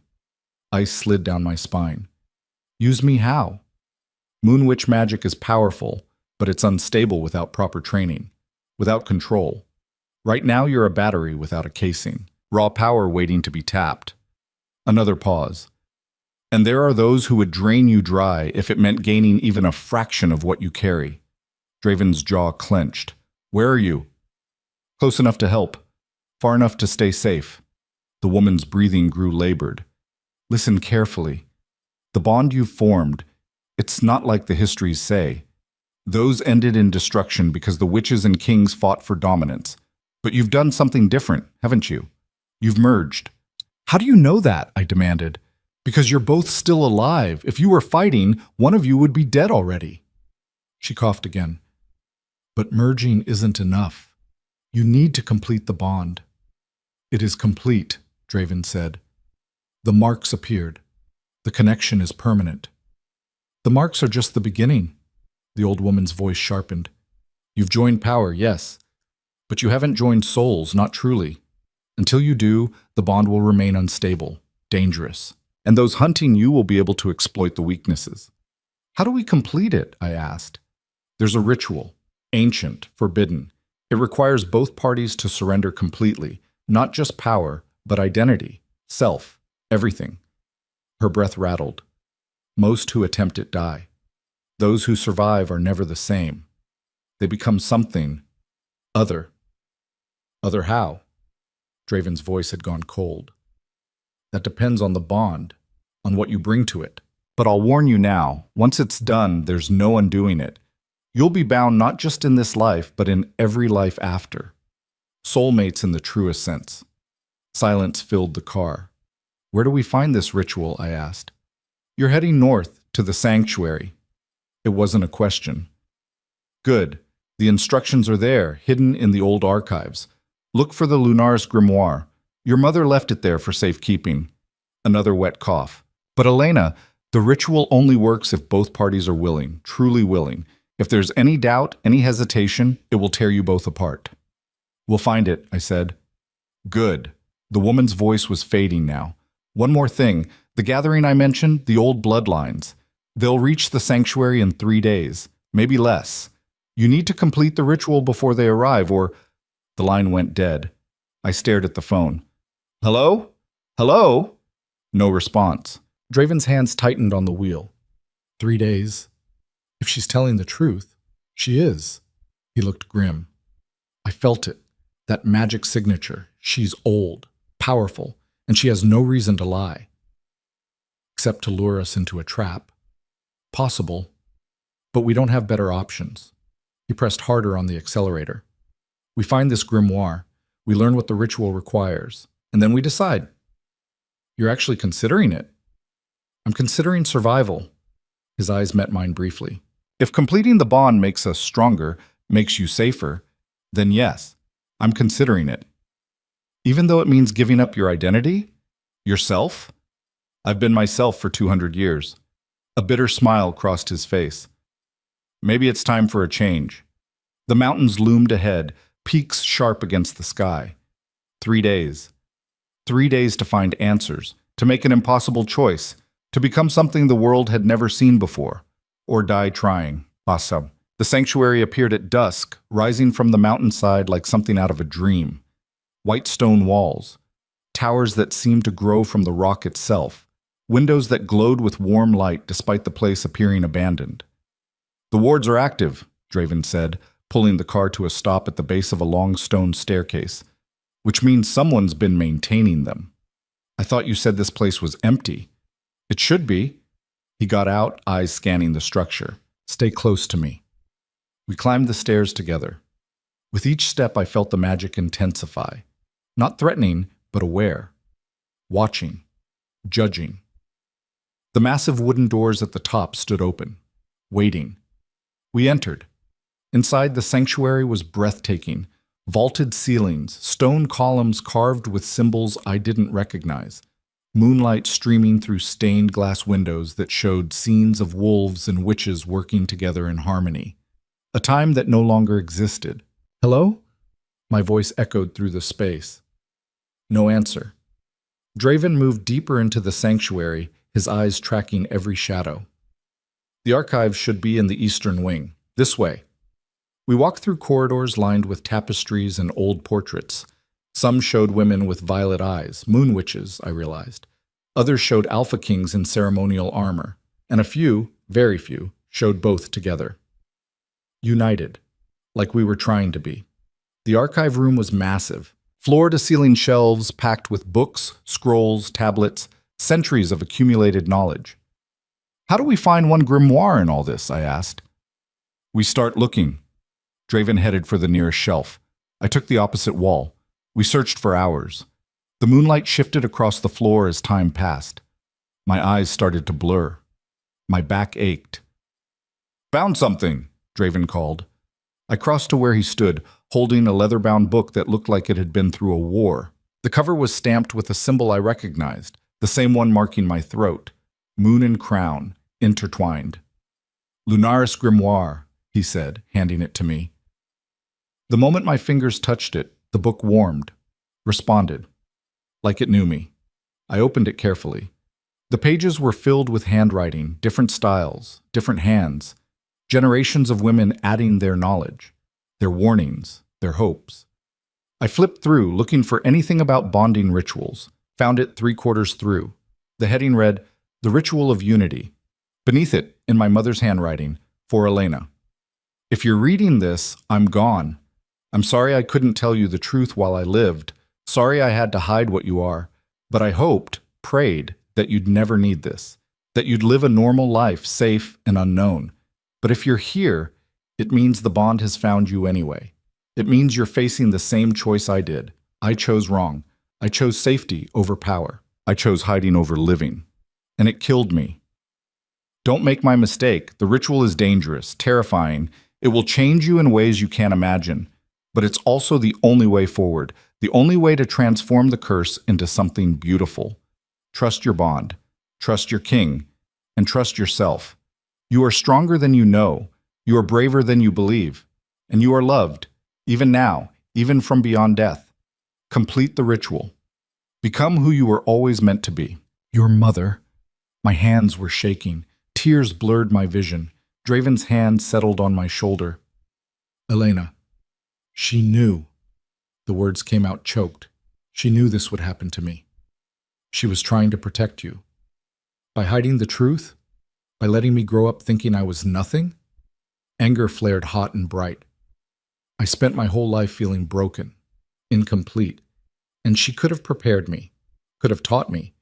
Instead, she just gave up. She was afraid. His hand squeezed gently. Fear makes us do stupid things. Selfish things. Believe me, I know. I wiped my eyes, forced myself to focus on the rest of the entry. The ritual itself was complex, required both parties to enter a trance state simultaneously, to open their minds completely to each other, to surrender every defense, every wall, every secret, and then, in that moment of total vulnerability, to merge, not just power, but consciousness, memory, soul. The instructions were specific, exacting, and terrifying. Warning, my mother had written at the bottom. If either party holds back, if there is any doubt, any fear, any unwillingness, the ritual will fail. And failure means death for both. Well, I said, closing the book. That's comforting. Draven took the grimoire, read through the passage himself. His expression grew darker with each line. This is what she meant, he said finally. When she said we'd become other. This isn't just bonding, it's fusion. Are you having second thoughts?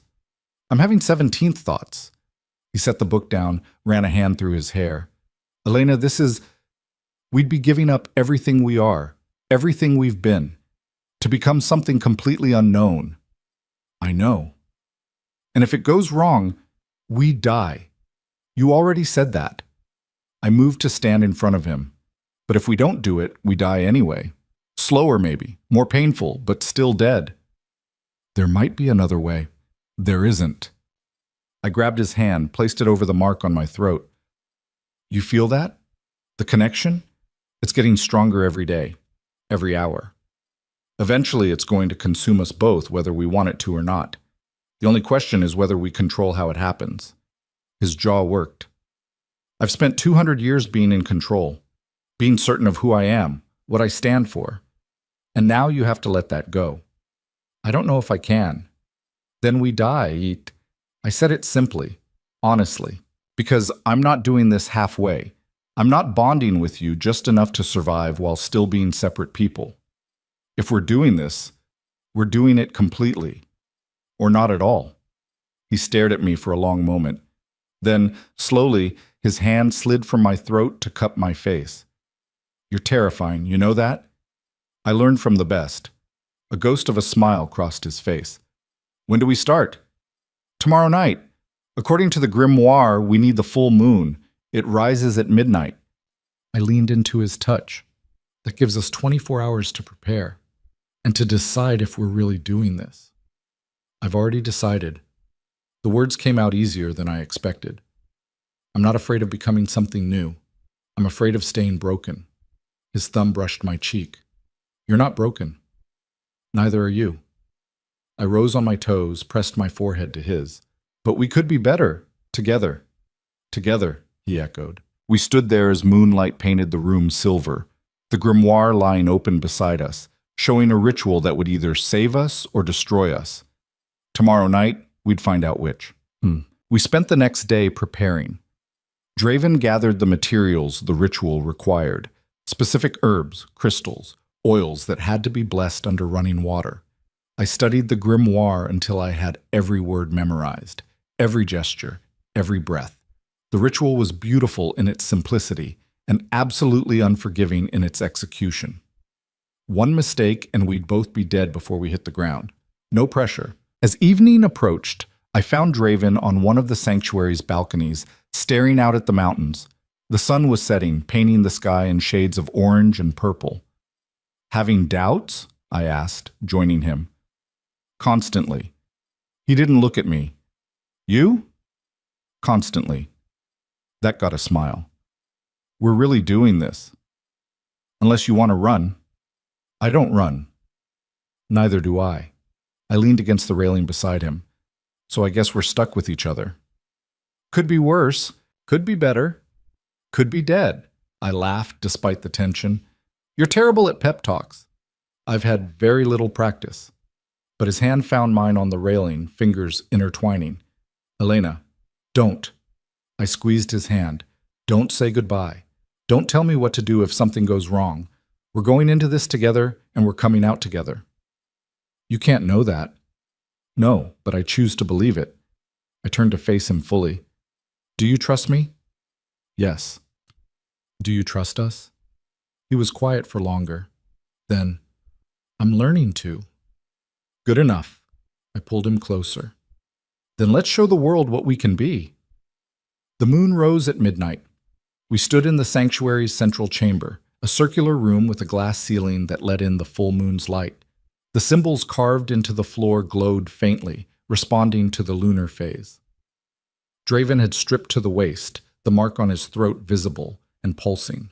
I wore a simple white dress from the sanctuary's stores. My mark answered his, glowing violet silver. The grimoire lay open on a pedestal between us. Ready? I asked. No. He held out his hand. But I'm doing it anyway. I took his hand. The moment our palms touched, power flared. The symbols on the floor blazed brighter. The air itself seemed to thicken. We began. The words were in a language I didn't speak but somehow understood. Ancient, predating wolves, maybe predating language itself. We recited them together, our voices weaving in and out of harmony. The world started to blur. I felt Draven's presence in my mind, not thoughts, but essence. Everything he was, everything he'd been. 200 years of memory and pain and isolation flooding into me, and I gave him mine, every lonely night, every rejection, every moment I'd felt like I didn't belong. The barriers between us dissolved. For a terrifying moment, I couldn't tell where I ended and he began. We were falling into each other, spiraling down into darkness and light and magic so pure it burned. Let go, I heard. Not his voice. Not mine. Both. I let go. Complete surrender. And the universe exploded. Power unlike anything I'd imagined tore through us. Not violent, transcendent. It shattered every limitation, every wall, every defense we'd built. And in that moment of absolute vulnerability, we fused. Not just bonded, not just connected. We became one. When I opened my eyes, the sanctuary was glowing. Silver violet light poured from us, from the floor, from the very air. The moon above seemed impossibly bright, impossibly close. And Draven, he was still himself, still there across from me, our hands joined, but I could feel him inside me now. Not separate, not other, just there, part of me, like he'd always been there. And I was in him too. I could feel his strength, his certainty, his absolute conviction that we'd made the right choice. Elena. His voice sounded different, richer, layered with mine. I know. Mine sounded the same. I feel it too. The light around us started to settle, to solidify. And when it finally faded, we were changed. The marks on our throats had spread. Intricate silver-violet patterns now traced down our arms, across our chests, creating matching designs that looked like art, like armor, like proof of what we'd become. How do you feel? He asked. I took inventory. My body felt the same, but everything else. Powerful, I said. Balanced. Complete. So do I. He pulled me closer, and the movement felt natural, easy, like we'd been doing this for centuries. The bond, it's not pulling anymore. It's just there. Part of us. Part of who we are now. The grimoire on the pedestal burst into violet flame. We jumped back, then realized the fire wasn't burning the book. It was consuming it, turning pages to ash that reformed into a single word hanging in the air, complete. Then even that faded. Well, Draven said, pulling me against him. No going back now. Who'd want to? I wrapped my arms around him, feeling his heartbeat sync with mine. This feels right. It does. He pressed a kiss to my temple. But we still have a problem. The gathering. They'll be here soon, maybe already are. He looked up at the moon. And now we have to figure out what to tell them. The truth. I pulled back to look at him. That we completed the ritual, that we're united, that anyone who wants to hurt one of us has to go through both of us. A fierce smile crossed his face. I like the way you think. You should. It's your way of thinking too now. He laughed, real and unguarded. This is going to take getting used to. We have time, I hoped. And we have each other. Always. He kissed me then, and the bond sang between us. Not desperate anymore. Not fighting for dominance. Just whole. When we finally broke apart, dawn was breaking through the glass ceiling. A new day. A new us. And whatever came next, we'd face it together. As one. The words had barely settled in the air when we heard them. Footsteps echoing through the sanctuary corridors. Multiple sets. Moving with purpose. Draven's body tensed, but I felt his calm through the bond. Our calm. It was impossible to tell whose emotion belonged to whom anymore. They're here, I said, earlier than expected. He moved to the chamber entrance, and I followed naturally, our bodies moving in sync without conscious thought. But not unexpected. The footsteps grew closer, then voices, low, arguing. Can't just barge in. She's inside. I can smell the magic from here. The king won't allow. The doors to the central chamber burst open. 7 wolves entered, all of them radiating authority. Pack alphas, I realized. The same ones who'd demanded my execution days ago. Behind them, more wolves poured in. Their seconds, their enforcers. Enough firepower to level a small city. And at the front, Elder Margrave and Kieran. They stopped short when they saw us. Their eyes went to the marks covering our skin, to the way we stood together, power radiating from us in visible waves, to the remnants of ritual magic still clinging to the air like incense. No, Margrave breathed. You didn't. We did. Draven's voice carried that dual quality now. His and mine, layered and resonant. The ritual is complete. The bond is permanent. You've doomed us all, one of the other alphas, a woman with iron-gray hair, spat. Do you have any idea what you've done? Survived. I stepped forward, and the movement felt different now. More grounded. More certain. Which is more than you wanted for me. Kieran's face had gone white. You let her corrupt you. You let this thing change you. Watch your mouth. The command in Draven's voice hit like a physical force. Several wolves in the back actually stumbled. She is my equal now, my partner, and you will address her with respect or you will leave. She's an abomination! Kieran's voice cracked with rage. She rejected me, humiliated me, and now you've bound yourself to her like some... Like what? I asked quietly. Like she's worthy? Like she matters? Like you're a lovesick fool. He turned to the other alphas. You see it, don't you? This is exactly what the histories warned about. The bond has consumed him. He's not thinking clearly. I'm thinking more clearly than I have in 2 centuries. Draven moved to stand beside me, our hands finding each other automatically. And what I see is a group of alphas so paralyzed by fear that they'd rather kill an innocent woman than face the possibility of change. Change? The gray-haired alpha, Meridian, I remembered her name, laughed harshly. Is that what you're calling this? We call it suicide. Then you're not paying attention. I pulled power through the bond, let it glow visibly around us. Controlled, steady, beautiful. Look at us. Really look. Do we seem unstable to you? Do we seem out of control? They looked. And I saw the exact moment doubt crept in. Because we didn't look like the stories. We didn't look consumed or maddened or dangerous. We looked powerful, yes, but also balanced, calm, whole. The ritual changed the bond, Draven explained. Before, we were 2 separate entities trying to occupy the same space, fighting for dominance. Now we're unified, 1 consciousness in 2 bodies. That's worse, Margrave's voice shook. You're not even yourself anymore. I'm more myself than I've ever been. He said it with such certainty that several wolves in the back exchanged glances. Every wall I built over 200 years, every defense, every isolation, it was all fear. Fear of being vulnerable, fear of needing someone, fear of losing control. His hand tightened on mine. But she showed me that control isn't about being alone. It's about being strong enough to share power, strong enough to trust. His eyes swept the room. Something none of you seemed capable of. The accusation landed like a bomb. How dare you? Meridian started. How dare I? Power flared around Draven. Our power, silver and violet, twined together. I am the Alpha King. I have ruled longer than any of you have been alive, and I am telling you that your fear is unfounded. Prove it. Kieran stepped forward, his body vibrating with barely contained rage. Prove that you're still in control. Prove that she hasn't corrupted you.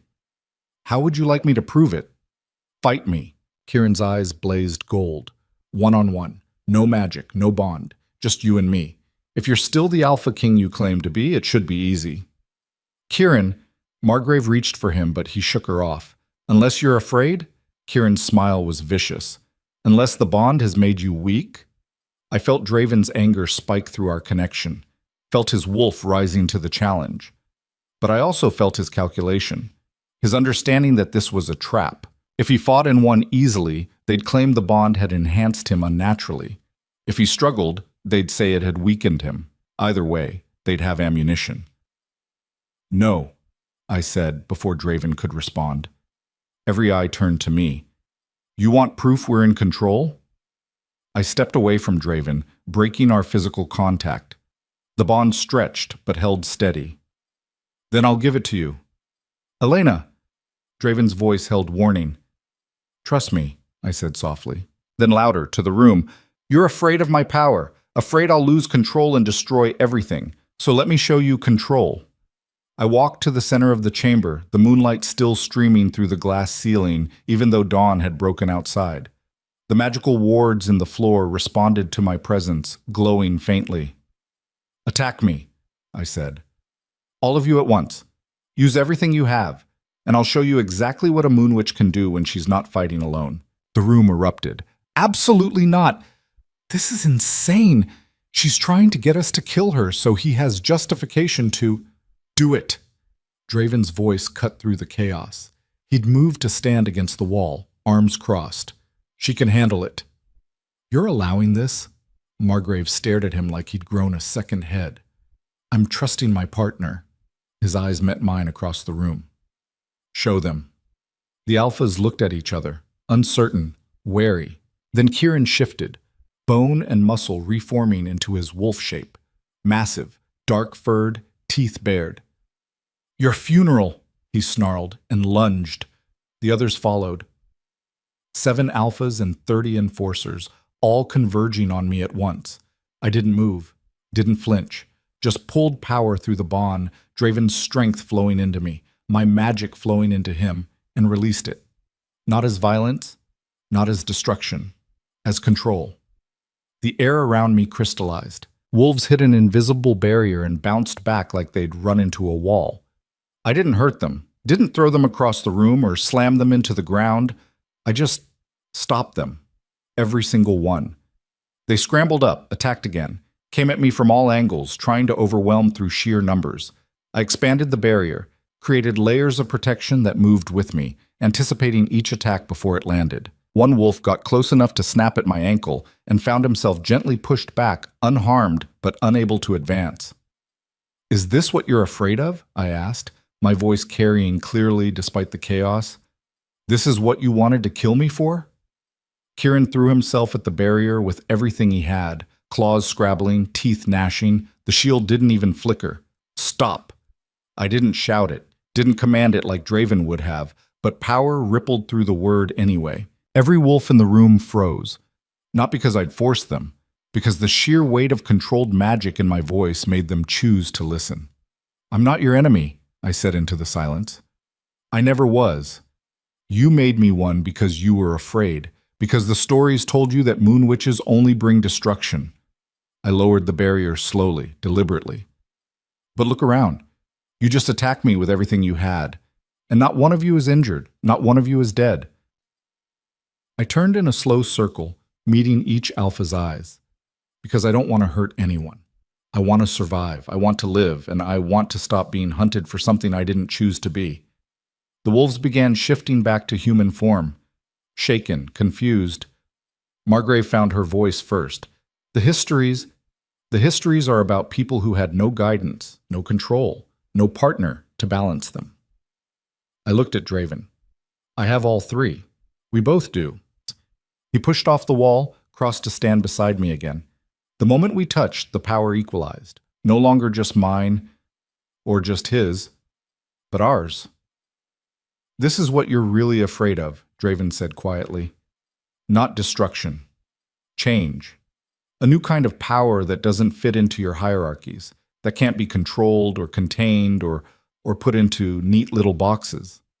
Power should be controlled, Meridian said, but she sounded less certain now. It is controlled. I held up our joined hands. The marks on our skin glowed softly. Just not by you. By us. Together. And when you die?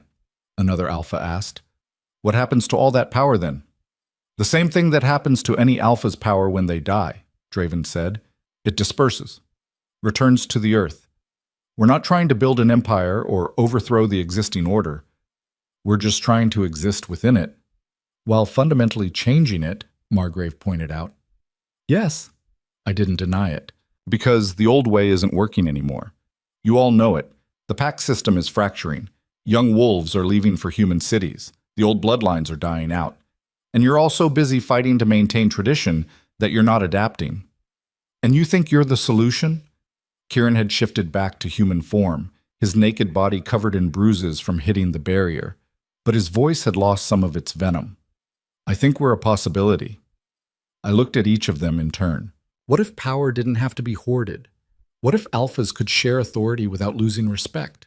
What if bonds could be chosen instead of forced? Chaos, Meridian said flatly. Evolution, Draven countered, and it's already happening whether you accept it or not. The question is whether you want to be part of shaping it or whether you want to be left behind. The alphas exchanged looks, having silent conversations with their eyes. Finally, an alpha I hadn't heard speak yet, younger, maybe 40, stepped forward. Prove it, he said. Not with displays of power, with action. Show us this new order you're talking about. How? I asked. There's a pack in the Southern Territory. Blackwater. His expression darkened. They've been pushing boundaries for months, attacking human settlements, drawing attention we can't afford. The council has been trying to handle it quietly, but they're escalating. Draven's jaw tightened. I'm aware. Then you know they need to be stopped. The Alpha, Marcus, his name came to me through Draven's memories, met my eyes. Your old way would be to go in with overwhelming force, execute the Alpha, absorb or scatter the pack, quick, brutal, effective. And the new way? I asked, though I thought I knew. Show us that mercy and strength can coexist, that you can stop them without destroying them. Marcus's eyes were sharp, challenging. Do that, and maybe we'll believe this bond isn't just about power. Maybe we'll believe it's about change worth having. The other alphas were nodding. Even Margrave looked grudgingly interested. And if we fail? Draven asked. Then we'll know the histories were right, that Moon Witch bonds only end in blood. Marcus smiled grimly. But at least we'll have tried something new before the end. It was a test, obviously.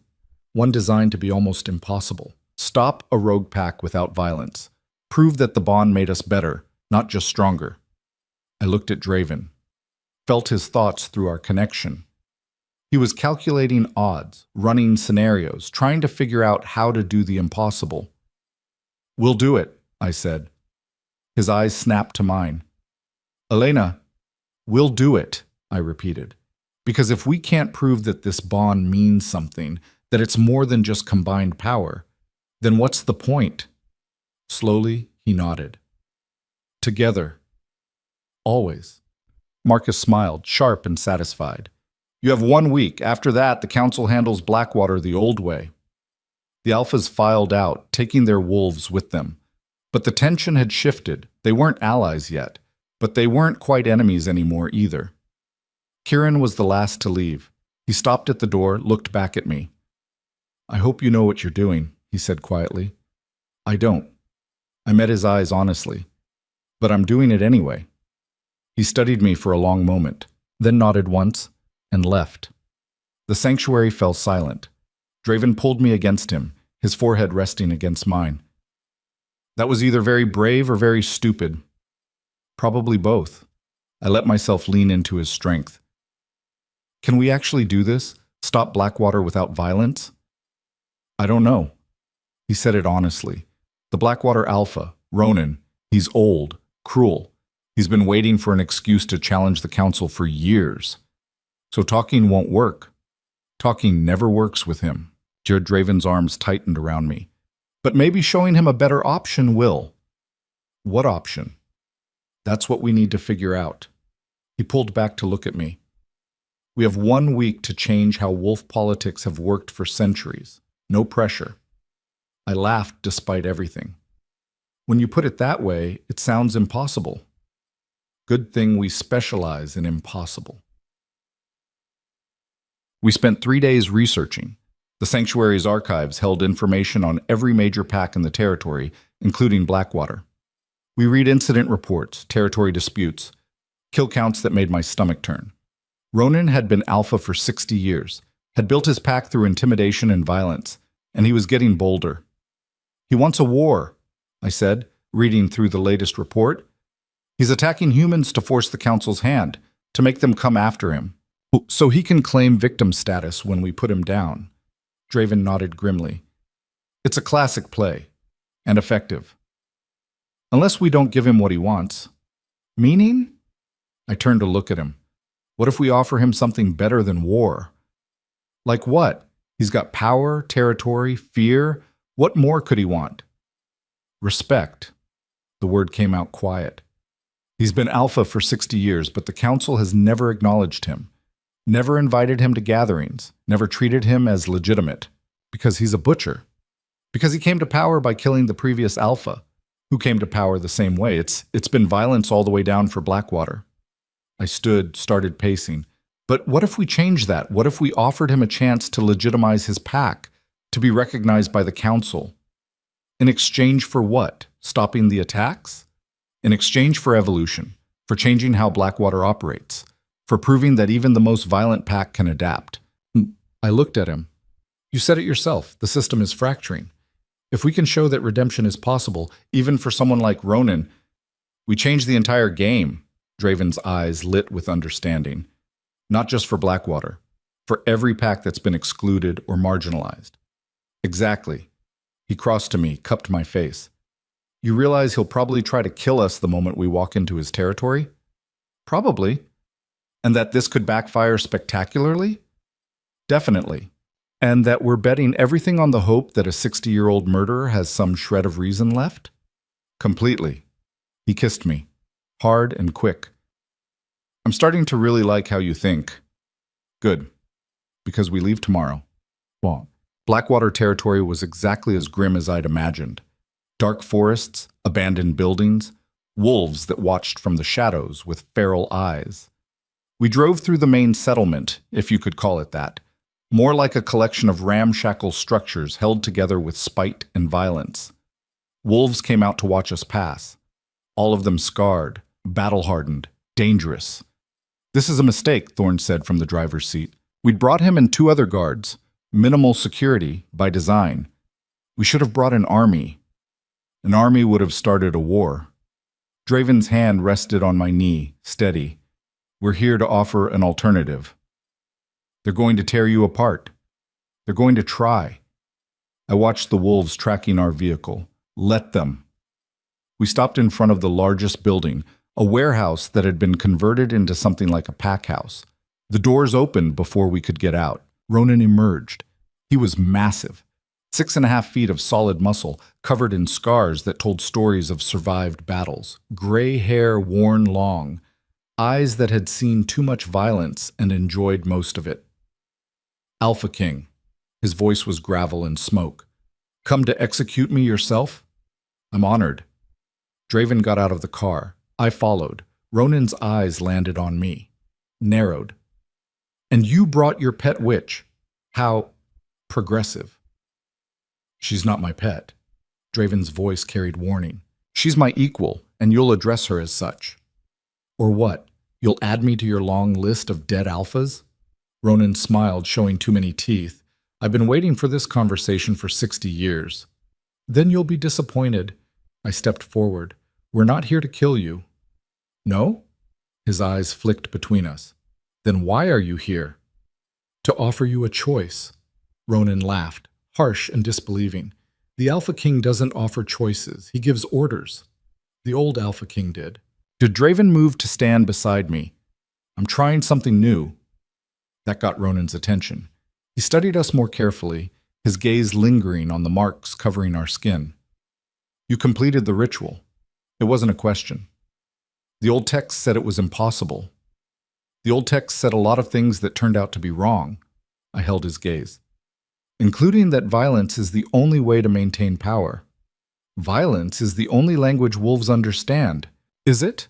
I gestured to his pack, watching from doorways and windows. Or is it just the only language you've been taught? Ronan's expression darkened. Careful, girl. You're in my territory now. I know, and we came here alone, unarmed, trusting that you're smart enough to hear us out. I took another step closer. Because if you were just another mindless brute, you'd have attacked already. But you haven't.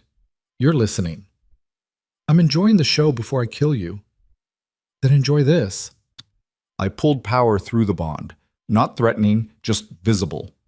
Silver-violet light that made several of Ronan's wolves step back nervously. I could level this entire settlement right now, turn everything to ash. You know it. I know it.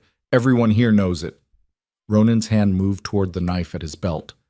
But I'm not going to. I let the power fade. Because destruction is easy. Building something is hard. And I think you're tired of easy. That made him pause. What? 60 years as alpha. 60 years of violence and fear. And what do you have to show for it? I looked around deliberately. A pack that's falling apart. Territory no one wants. A reputation that makes you an outcast, even among outcasts. Watch your mouth. I'm not insulting you. I'm observing. I met his eyes. You're powerful, capable. You've survived 6 decades in one of the harshest territories in the region.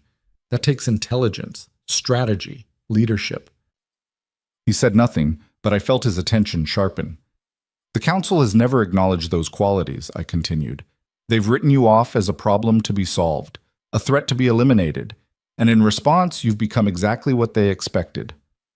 What else was I supposed to do? The question came out rough, angry.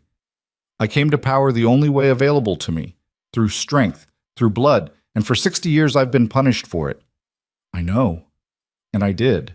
Through Draven's memories, I'd seen how the council worked, how they decided who was legitimate and who wasn't based on arbitrary rules that favored the old bloodlines. It's not fair, it's not right. But it is reality. So what? You're here to tell me to accept my place? To bow down quietly? I'm here to tell you there's a third option. I glanced at Draven. Between submission and war. Between being controlled and being destroyed. Evolution, Draven said. Change. Adaptation. Ronan's eyes narrowed. Explain. The pack system is dying, I said bluntly. The old ways aren't working anymore. Young wolves are leaving. Territory disputes are escalating. Human awareness is growing. We're running out of time to adapt. And you think you have the answer? I think we have a possibility. I gestured between Draven and myself. A bond that was supposed to end in destruction, that history said was impossible to control, but we changed it. We found a way to make it work. By doing what everyone said was suicide. Ronan was starting to understand. You completed the ritual. We did, and we survived, because we chose to work together instead of fighting for dominance. Draven's hand found mine, and now we're offering you the same choice. Work with you? Join your little revolution? Ronan's lip curled. I don't take orders. We're not asking you to take orders. I cut him off. We're asking you to lead, to be the first pack to prove that change is possible, that even the most violent, feared alpha can evolve into something better. In exchange for what? Recognition, legitimacy, a seat at the council table. Draven laid it out clearly. Stop the attacks on humans. Implement new leadership structures in your pack. Show that Blackwater can be part of the solution instead of the problem. Do that, and I'll personally sponsor your admission to the council. The offer hung in the air like a bomb. Ronan stared at us, at the guards standing casually by the car, at his own wolves watching from the shadows. You're serious, he said finally. Completely.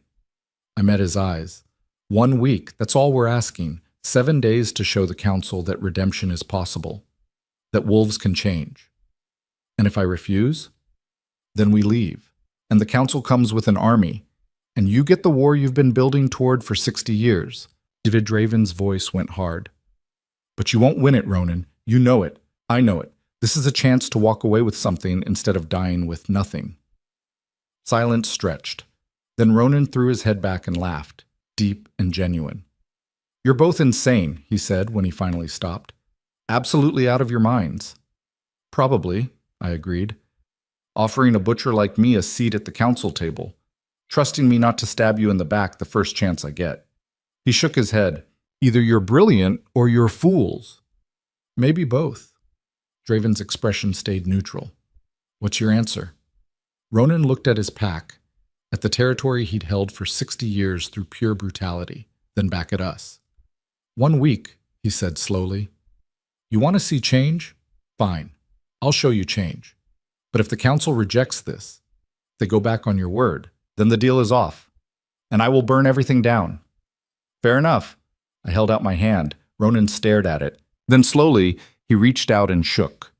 His grip was crushing, testing. But I held firm, pulling just enough power through the bond to show him I wasn't afraid. He smiled. You've got spine, witch. I'll give you that. Elena, I corrected. My name is Elena. Elena. He released my hand. Don't make me regret this. Don't give me reason to. We left Blackwater territory alive. More than that, we left with an agreement. Thorn didn't speak until we were miles away. Then, that was the stupidest thing I've ever witnessed. Thank you, I said cheerfully. I'm serious. He could have killed you both. Should have, by all rights. But he didn't. Draven's hand found mine, because he wanted what we were offering more than he wanted violence. You gave him everything: recognition, power, a seat at the table. Thorn's voice was sharp. What if he uses it to destroy you? Then we'll deal with it. I leaned my head against Draven's shoulder. But I don't think he will. Why not? Because for the first time in 60 years, someone saw him as more than just a problem to solve. They saw potential, possibility. I closed my eyes. Everyone wants to be seen, even monsters. That's naive. Maybe, but it's also true. We drove back to the capital in silence, the weight of what we'd just done settling over us like snow. We'd gambled everything on the hope that wolves could change. Now we had to prove it was possible. The week that followed was chaos. Ronan made changes, visible, dramatic ones. He restructured his pack leadership, stopped the human attacks cold, even started community outreach, which shocked everyone. The other alphas watched with suspicion. Some called it a trick. Others called it weakness. But none of them could deny it was working. At the end of the week, the council convened. Every major alpha in the territory attended, along with representatives from dozens of smaller packs. The sanctuary's great hall was packed. Draven and I stood at the front with Ronan beside us. The marks on our skin glowed softly in the candlelight. Visible. Undeniable. 7 days ago, Draven addressed the assembly, we made a promise. That change was possible, that even the most violent among us could evolve. And Ronan of Blackwater has proven that promise true. Murmurs rippled through the crowd. In 1 week, I continued, Blackwater has implemented more reforms than some packs manage in decades. They've stopped attacking humans, created democratic leadership structures, begun repairing their reputation. Under threat of annihilation, someone called out. That's not change, that's survival. All change starts with survival. I looked at Ronan. What matters is what comes after. Ronan stepped forward. His presence commanded the room instantly. I've been alpha for 60 years, he said, his voice carrying to the back. 60 years of violence because that was the only path available to me. The only way wolves like me, wolves from the wrong bloodlines, the wrong territories, the wrong histories, could claim power. He looked around the room. But the Alpha King and his partner showed me something different. Not submission, not weakness. Evolution. His jaw tightened. So yes, I made changes because the alternative was death, but I'm continuing those changes because I've seen they work better than what I was doing before. He turned to face the council table directly. I'm formally requesting admission to the council, not as a conqueror, not as a threat, as a leader who's proven he can adapt, who's proven his pack can contribute. His eyes blazed. Deny me, and you prove that the system is rigged, that violence is the only real path to legitimacy. Accept me, and you prove that change is actually possible. The challenge was clear, public, unavoidable. The council members exchanged looks. Marcus, the alpha who challenged us a week ago, stood. I vote to accept. Shock rippled through the room. Blackwater has shown more progress in 7 days than many of us have managed in years, Marcus continued. If we reject that, we're admitting that we value tradition over results. I won't be part of that hypocrisy. Another alpha stood, then another. Not all of them, but enough. When the vote was called, Ronan was accepted to the council by a narrow margin. He didn't smile, didn't celebrate, just nodded once, sharp and satisfied. As the assembly dissolved into conversation, Margrave approached us. You've started something, she said quietly, something that can't be stopped. I know. I met her eyes. Is that a problem? That depends. She looked between Draven and me, on whether you can control what you've unleashed. We're not trying to control it, Draven said. We're trying to guide it. There's a difference. Let's hope you're right. Margrave glanced at Ronan, now surrounded by alphas who wanted to understand what he'd done. Because if you're wrong, this could tear the entire territory apart. Or build something better. I held my ground. We're willing to take that risk. She studied me for a long moment, then nodded. Perhaps you are what we need after all, Moon Witch. Time will tell. She walked away. Draven pulled me against him. We did it. We did. I let myself lean into his warmth. Now comes the hard part. Which is? Making sure it lasts. He laughed softly. One impossible thing at a time. 3 months later, the changes had spread like wildfire. 6 more packs had requested council admission, all of them citing Blackwater's transformation. Democratic leadership structures were being implemented across the territory. The attacks on humans had dropped by 70%. It wasn't perfect. There were still holdouts, still alphas who resisted change with everything they had. But the momentum had shifted, and at the center of it all, Draven and I. We stood on the palace balcony watching the city lights spread below us. The same view from months ago, but everything was different now. Do you ever regret it? I asked quietly. Completing the ritual? Giving up who you were? Every day. He said it honestly, then smiled. And not once. That doesn't make sense. Welcome to our existence. He pulled me closer. I miss the certainty sometimes, the isolation, knowing exactly who I was and what I stood for. But I wouldn't trade this for anything. His hand came up to trace the marks on my throat, still glowing softly, even after all this time. Being with you, building something new, actually making a difference instead of just maintaining control. I turned in his arms to face him. What do you think happens next? More challenges, more resistance, probably another assassination attempt or 3. He said it like he was discussing the weather, but also more change, more packs choosing evolution over extinction, more wolves learning that power doesn't have to mean domination. Think we'll live to see it? I think we'll die trying if we don't. He kissed my forehead. But yes, I think we will, because we're not alone anymore. Never alone. Never, he agreed. The moon rose over the city, full and bright. The same moon that had witnessed our bond forming, our ritual, our impossible transformation. And in its light, we stood together. Not as Alpha King and Moon Witch, not as 2 separate entities forced into proximity, but as partners, equals. One consciousness in 2 bodies, building a new world from the ashes of the old. Somewhere in the city, a wolf howled, then another, then dozens, until the sound rose like music.